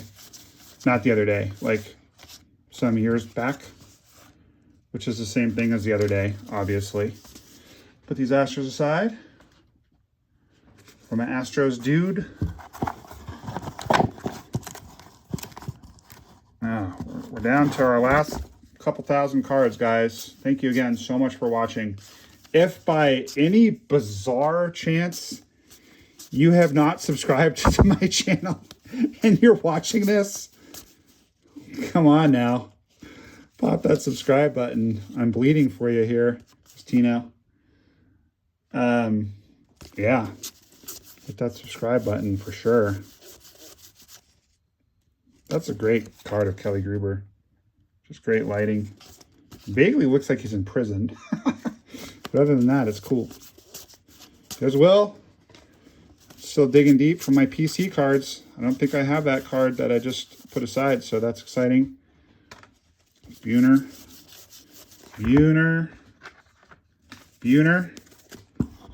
All right, I'm making Ferris Bueller jokes, so we know the day is getting long here. The night is long and full of terror.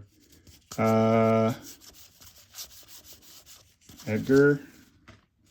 Boy, you guys that are patrons are loving my buddy.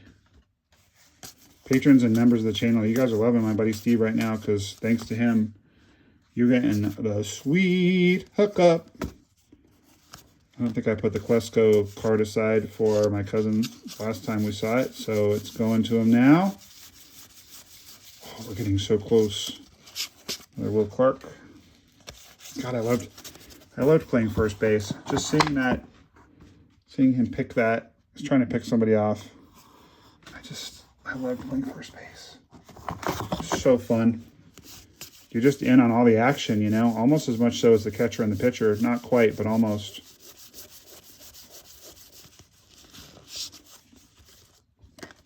Old Tommy card. I don't think that's his rookie. Noticing there's not any like rated rookies here. There's some Cup cards, but were they not doing rated rookie in this period of time? I guess they weren't. Well, that's cool. I've literally never seen that card. I believe it's the 92 Clemens. Yeah, right? Or is it the previous year? 91 Clemens. I'm looking at it hanging up on my wall over there. The 91 Clemens has him next to the board. Oral. I wonder if I sent that card to him if he'd sign it. Speaking of broadcasters, Dave Magadan, former hitting coach for the Rockies, not there anymore. There's Clem. Dirty uniform. Wonder how he got it dirty, because he wouldn't have been hitting at that time. Maybe just wiping dirt on his pants, maybe? Possible. There he is. That's beautiful. Very well centered. Great looking card. All right. I think we're just arbitrarily going to pause there and take probably our final break.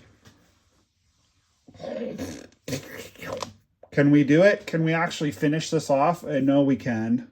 But we're going to take a break. Okay, I think this is part 6 or 7. I've lost track. I'm trying to tell myself what it is so that when I go to string all these together, I get the order right. I love that George Brett card. It's just a really good one. Yeah. This is the last push. Dun, dun, dun, dun, dun. It's the final countdown. We're leaving together. The final countdown. Could modify it. The final tranche of cards. Just past Carlos Quintana, who I was just about to say was replaced by Mo Vaughn. And when I was in high school, this is how big a nerd I am. I had a Red Sox newsletter that I published and sold around my high school. And I made this big argument that Mo Vaughn was better than Q and they needed to get Q out of there. Even though I had nothing against Q as a person, he just wasn't as good as Mo Vaughn. He didn't have the upside. And Mo Vaughn proved me right, very much so. If I don't mind saying so myself, it's a little braggy. Mookie. Oh, Mookie broke my heart. It's a little braggy, but you know, we're here. You're here with me after all these hours. There's another Ken Griffey. Put the Griffies together. Why the heck not? Why the heck not? It's been fun. Yeah. I don't think I ever, speaking of Mookie Wilson, I don't think I ever finished telling that story. In 1986, I would have been 11. And it was late, you know, playing the World Series late at night. And I had fallen asleep. And My dad comes and shaking me awake. Red Sox are about to win the World Series. Red Sox are about to win the World Series. You gotta wake up. And I was like, huh? He's like, you're gonna remember this moment for the rest of your life. You gotta wake up. Come downstairs. I think I had told him. I mean, I was a big baseball fan even then, but I think it was maybe I was tired, or maybe he made me go to bed. He might have made me go to bed now that I think about it. And well, this is going to be rough. I have nothing to say about this football set. I don't know who's good in it. I don't know what the point is of this. We're gonna like speed through this. I don't think there's anything good in here. Maybe we get a John Elway, aka John Denver. Maybe there's Jerry Rice. I'm not even looking at the player names. I'm just looking at their uni numbers. Anyway, so my dad was right. There's Vinny. I guess he's all right. I did remember it for the rest of my life. It was so awful. I was so traumatized. The next night, if my memory serves me, either I begged him to let me stay up or he just let me stay up, because he felt so bad about the previous night. And Game 7 of the 1986 World Series was not even a contest. It wasn't even close. So, yeah. Kind of a bummer. One of the biggest disappointments of my life. And, you know, life has disappointment in it. So I guess it's not the worst thing for a young person to learn disappointment. However, I will say in 2004, the aforementioned father of mine did, in fact, toast at our wedding. He toasted the Red Sox, and he said, "This is the year." My grandfather had just died, and he said, they're going to win it for him, and they're going to win it because of this union of me and my wife. So he was right. They did it. So all 10 of you that are still here, the first person to put in the comments that my dad called it, that the Red Sox would win the World Series in 2004, the year that I got married, I'm going to send you a nice little care package. The first person who puts in the comments that my dad called the Red Sox 2004 World Series win, care package for you. I look forward to seeing who's first. You brave souls who are still with me after all this time. I've never dared to post a video anywhere near this long. I know Stryker posts videos this long all the time. My cousin, back when I first started the channel, the very famous now on this channel, cousin Chris, who's had like all of 60 seconds of screen time on his channel. His son has had a lot more than he has, but anyway. Cousin Chris, I think I made like a 45-minute video, and he was like, it's too long. So then I started making them shorter, and then I started making them like 10 or 12 minutes, but then there's a guy that I've had, you know, help me out with my channel a little bit, and he was like, well, you have to make them longer than that. I thought that was Eric Dickerson. You have to make them longer than that, or else, you know, YouTube won't push the content. I like John Taylor. I like Bill Romanowski. Those are cool cards. So, you know, we're all trying to find that balance point. The fridge, he broke my heart in 1985. But I was trying to find that balance point, you know, not too long, not too short. You know, usually they clock in around 20, 25 minutes. That seems to be a popular time. Like it's long enough that you can watch the whole thing in one sitting. Ooh, Jeff George, he's cool. I like him. He has signed for me through the mail before. You might say, why do I have a football player signed through the mail if I am not a big football fan? But I'm a Jeff George fan. He's overcome a lot in his life, and he is a very positive person. I just realized that I put that fridge card in the wrong place. I should have put it in the Paul pile. So Paul, while I'm thinking of it, pull the fridge out of there. You probably have that card already, but if you don't, you do now. Anyway, yeah. Mark Carrier, too. Give you that one, too, buddy. So I try to have them be a reasonable time, but you know, Striker has long videos, but he's like he's like breaking cards, and Jabs does too. So like, I know it's not like I'm gonna get shadow banned if I put a really long video on. I just think it'd be fun to edit this together and make it one big long video. If I can even get it to load through my iMovie, I'm probably gonna have to erase everything else on my iPad to get it to even go. But maybe I'll make it a two-parter. It might have to be a two-parter now that I'm thinking about it. Because I don't know if I can even get it to work if I try to do it as a one-parter, but I'm gonna try. I think it'd be fun. It's got to be at least 3 hours by now. 12,000 cards in 3 hours. I did kind of a rough count during one of the breaks. I think it's about 12,000. What is even in this one? I hope that this one's good. Ugh, more football? Are you kidding me? Some baseball. Some baseball, some basketball. All right, so the last box is going to be kind of interesting. Oh, there's a cool card. It's Brian Jordan. The famous dual sport star. Cousin Chris is going to like that card. Yeah, so anyway. That'd be an interesting experiment. This is, I mean, never say never. Maybe I'll end up doing a lot of breaking down the road, and I'll have really long videos too. But if I'm going to take the time to go through all these cards this afternoon, you guys are going to see the whole darn thing. I don't need any of these cards. I don't know any of these guys. I don't care.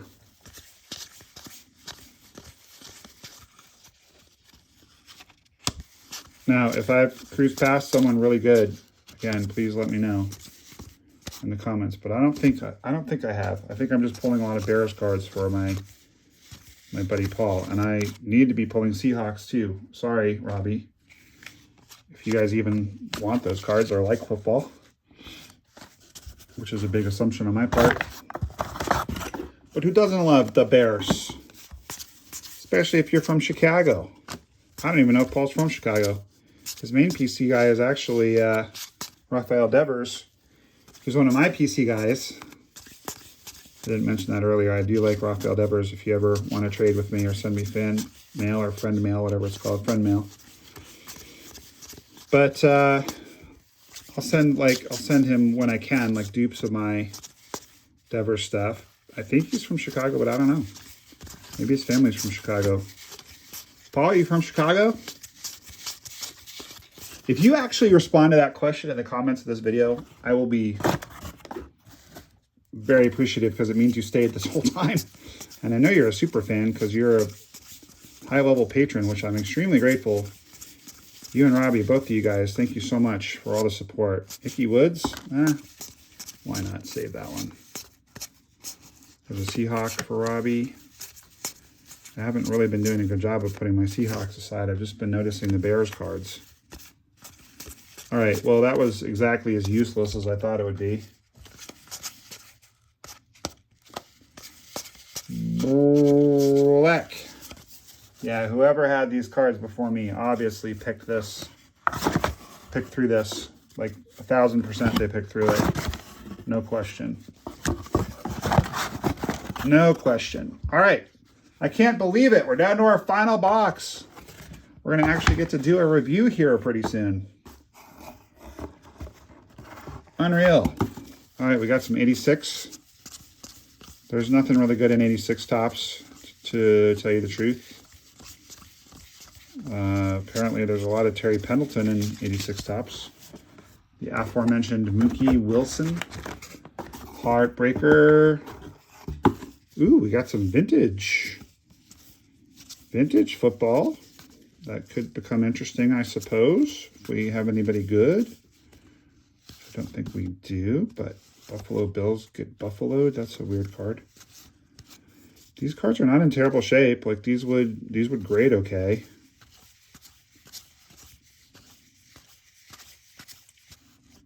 That one wouldn't, but a lot of them would. don't really know enough about football to know if any of these are valuable. Someone let me know. Someone shout it out for me. A little more football over here. I know Randall Cunningham was good, but those are junk wax cards. Not worth anything.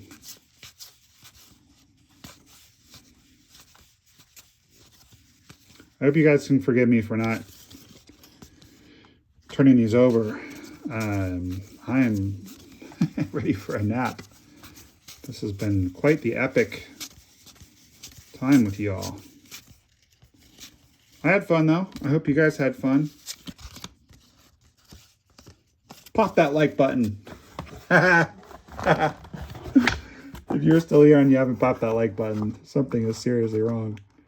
All right, more 86. Boy, I've never seen Gary Gaetti with a mustache. I don't think of him that way. It's cool though. Keith Hernandez should be in the Hall of Fame, question mark. Tell me your thoughts in the comments. There's no Peachy of Mookie. Don't see a Peachy cards every day, so that's kind of novel. I like that Kirk Gibson card too. If you let me know, oh, Clint Hurdle, Rockies front office guy, former manager. If you guys let me know in the comments whether you think that Keith Hernandez should be in the Hall of Fame, and not just the Comedy Hall of Fame for being on Seinfeld, but the Baseball Hall of Fame. If you let me know, you're gonna get some cards, because that means you are a true super fan and a true Nomad Nation standout. All right, a 1982 Topps Trammell, pretty well centered. That's decent. It's decent. It's nowhere near his rookie card, but I mean that's like a legit vintage card of a Hall of Famer. So that should go on the stage for sure. I'll definitely take that card. Happily take that card.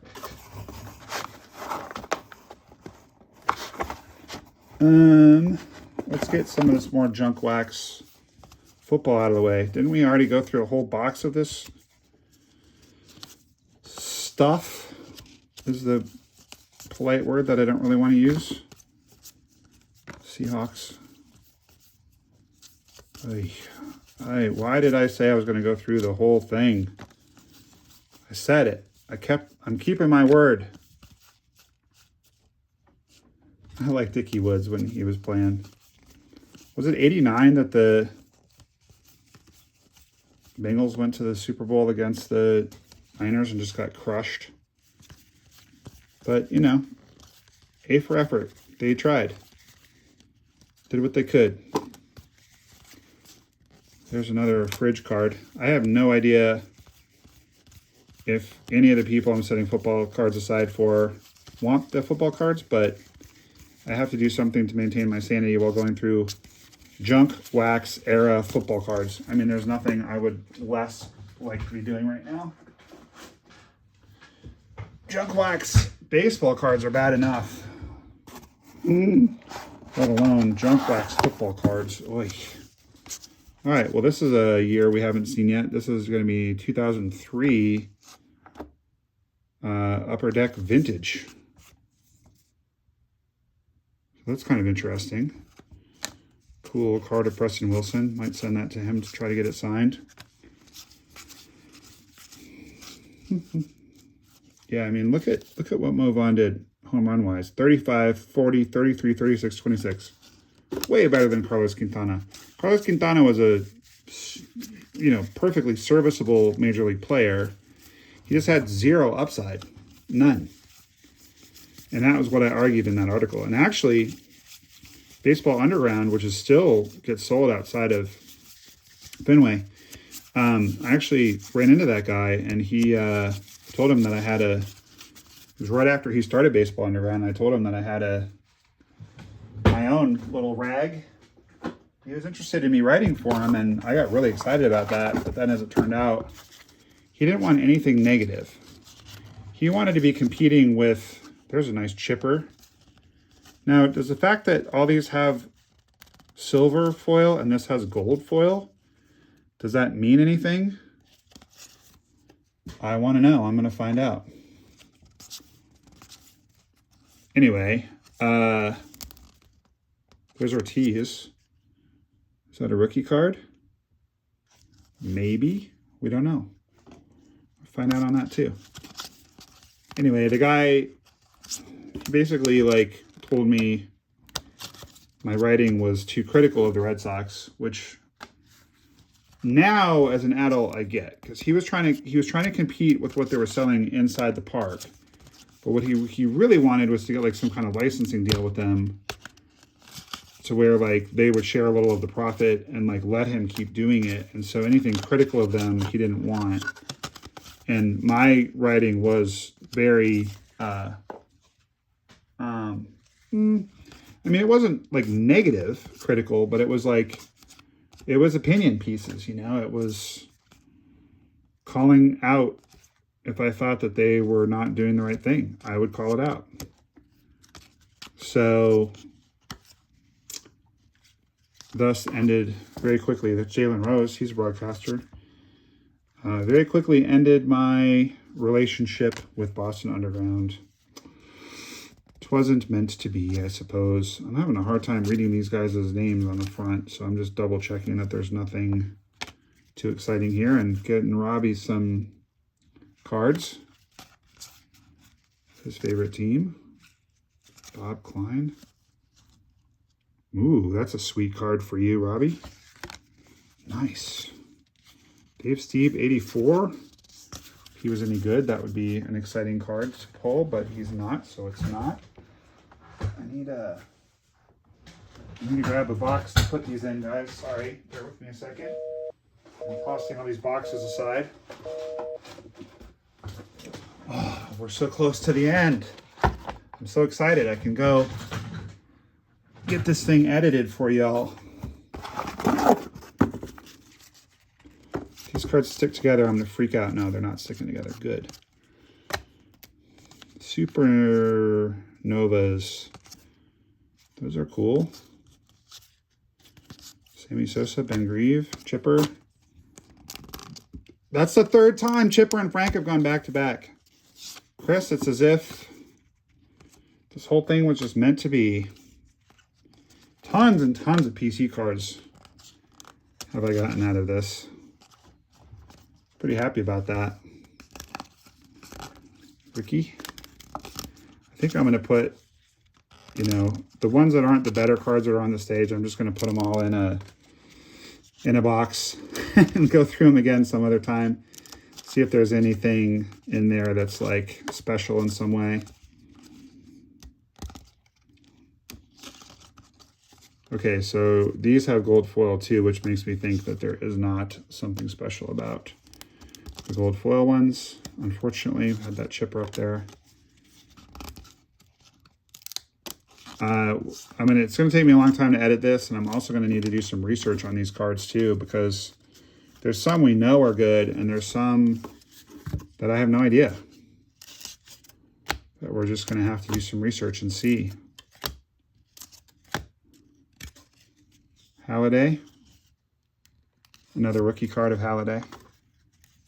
Hall of Famer. Todd Helton.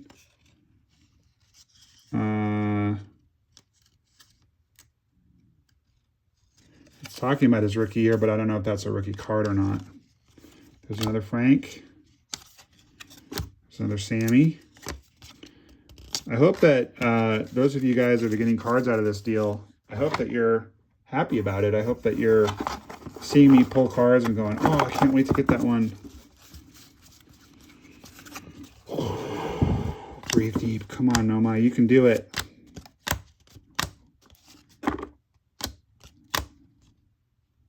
I'm getting into useless cards from a sport I don't follow. Not saying there isn't maybe a gem. Detlef Schrempf of Parks and Rec fame. I love all the cameos in Parks and Rec, and the one that he did was so entertaining. And probably know where I'm going with this, because usually when I start ranting about a player, it's because I have their autograph. I do. I have Detlef Schrempf's autograph. I actually saw him. It's that BJ Armstrong card, Paul. I actually saw him in a hotel, and I recognized him, not so much, Don Marley, not so much because of his amazing basketballing, although that was obviously what made him famous and what I first knew him for. Grant Hill, nah, not even close to a rookie. Mark Jackson, not even close to a rookie. Anyway, but I definitely recognized him because of him having been on Parks and Rec, because we watch a lot of that show. Danny Ainge, arguably one of the greatest sports men, I guess is the word I'm looking for, in history. Guy played in the major leagues for the Blue Jays. He played in the NBA for the Celtics and Suns, among others. And he went on to be an outstanding general manager. So he's in the all-around sports Hall of Fame for sure. You know, him, Brian Jordan, Deion Sanders, of course. Although Deion's in the Hall of Fame legitimately just in football, but played in MLB. Obviously, Bo Jackson, most people consider him the greatest athlete of all time because of his dominance of two sports at once. Tony Kukoc for you, Paul. Doc. Look at that very young-looking Doc. I feel like we're going to get one more good card. I just have a feeling we got one more. Hey, there's an X-Man. I'm going to throw that in the pile for Robbie, even though it's a Celtics card, just because I think most people from Seattle really like Xavier McDaniel. Anyway, I feel one more good card coming, but I could be wrong. Maybe it's just wishful thinking. I don't even know what year this product is. This is like a 94, 95 Fleer Ultra. I'm not seeing Michael Jordan. I'm not seeing Shaquille O'Neal. Obviously, this got picked through. That excited me for a split second. I saw the 23. Obviously, wrong team, wrong player.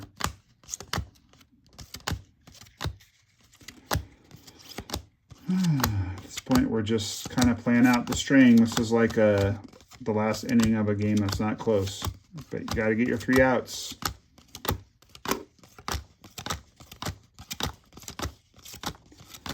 I said you would see every card, and you will. I'm just flipping them this way because these ones are a little hard to shuffle through because they're a little bit sticky. Not too sticky. All right, this should do it for the basketball, at least for the Fleer Ultra basketball. Del Curry. He was good, wasn't he? I think so.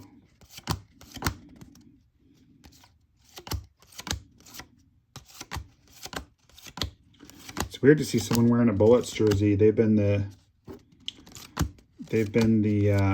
Wizards now for a long time. I thought it was kind of cool when they were the Bullets, but I understand why they changed it. I don't know. I guess I understand it. It just... The Wizards don't strike fear in the heart like the Bullets. It's just a cool name. But I don't know. Lots of gun violence in D.C. I understand. But I guarantee you that whoever led the charge to make that change, not to get it political on the show, because we don't do politics here, but I just don't think that person was a fan of the team who was like, you know what? I wish my team was named the Wizards. I think it was a different kind of person. Fidel Threet. I always loved that guy's name. All right, we're so close. So close to being done. Muggsy Bogues. Gotta love him. Speaking of great names, Olden Polynice. Basketball's just always had such cool names. Rod Strickland, that's a cool card. Kenny the Jet Smith. Let's go. So my second favorite sport after baseball is definitely basketball. Although I don't watch it or follow it super closely. It's mostly just because of my son. But I love Inside the NBA. That show is so entertaining. When those three get going and drawing at each other and Ernie's just trying to kind of like somehow referee the whole thing, it's so good. It's just high entertainment. More of this god-awful 1991 Upper Deck that has no good players in it, at least not from the boxes we've seen. Boomer, again, I just want one good card to finish it off and make it worth my while to open this final box. We're gonna do a review here momentarily, and I can't wait to do a review and just kind of get a sense of what we actually got, because I think we did okay. I mean, I think we did about as well as I thought we would do for a random opening, maybe slightly better. Maybe slightly better. Are any of these vintage? I haven't really been paying attention. Just been jibber-jabbering. Because the vintage football is where we would get something good if we do. Pro Bowl, but he's a guard.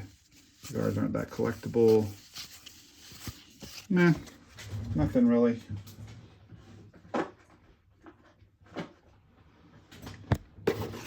All right, this is literally the last pile. Look, the box is empty. The last pile. Come on, one more good card.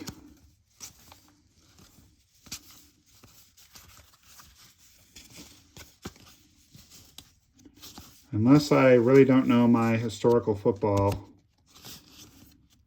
we're not getting one last good card because none of these guys are good. Steve Bartowski played for a long time.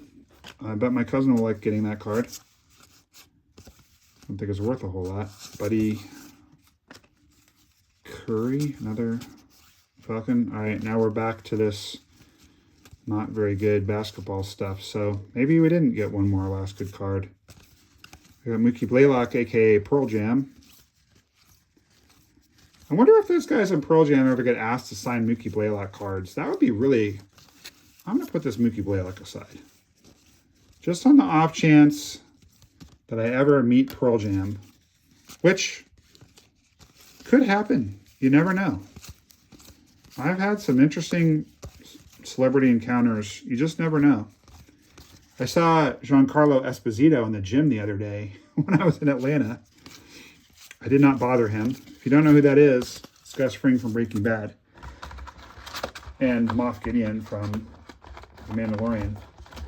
But he was riding on the exercise bike and he like had his hood up. He clearly did not want to be bothered, and I didn't bother him. But you just never know.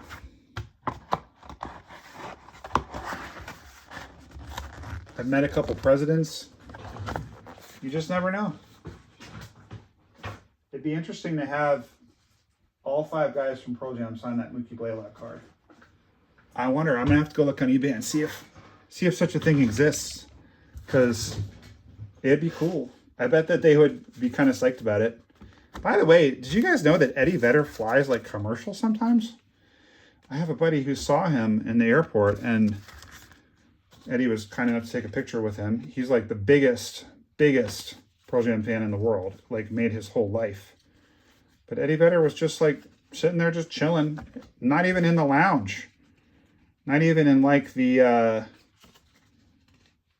exclusive, Admirals Club or whatever. He was in like just hanging out, waiting for the plane. Isn't that wild? Anyway, I would think he'd be flying private, but what do I know? Okay, guys, well, we did it. We made it. We made it. Let's take one last quick break. I'm going to organize these cards and then we'll go through. Okay, guys, well, phew, we made it. That was such an odyssey. And here's what we have to show for it. The Sports Illustrated for Kids cards are not too valuable, but these are the best of them. They're $5 to $10 selling each. Just wanted to keep the great piece together. These cards are kind of interesting. This one's worth a couple bucks. This one's more like $10. A lot of them I haven't had time to look up yet. I'll look them up later, and I'll come in post-production and let you guys know what they're worth. Some of these I suspect are rookie cards of Helton and Ortiz, but I'm not 100% sure. These ones with the kanji on them are not Japanese like I thought maybe they were. They're just an insert, but they're cool. Another Helton, I suspect that is a rookie card. That Tomy might be a rookie card. This is definitely a rookie card, and that's a cool one from a PC perspective. From a PC perspective, I'm real happy.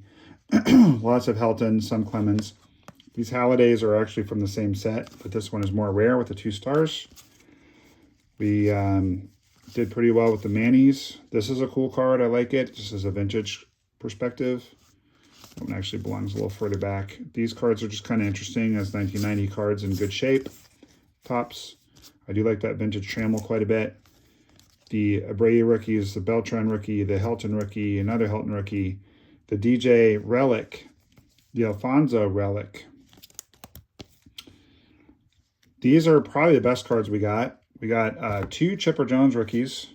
So, I mean, these 4 rookie cards just being hidden in all of that is pretty cool. I mean, this is what is fun about just buying a collection, inheriting a collection, getting given a collection is what's happened today, is you never know you're going to find.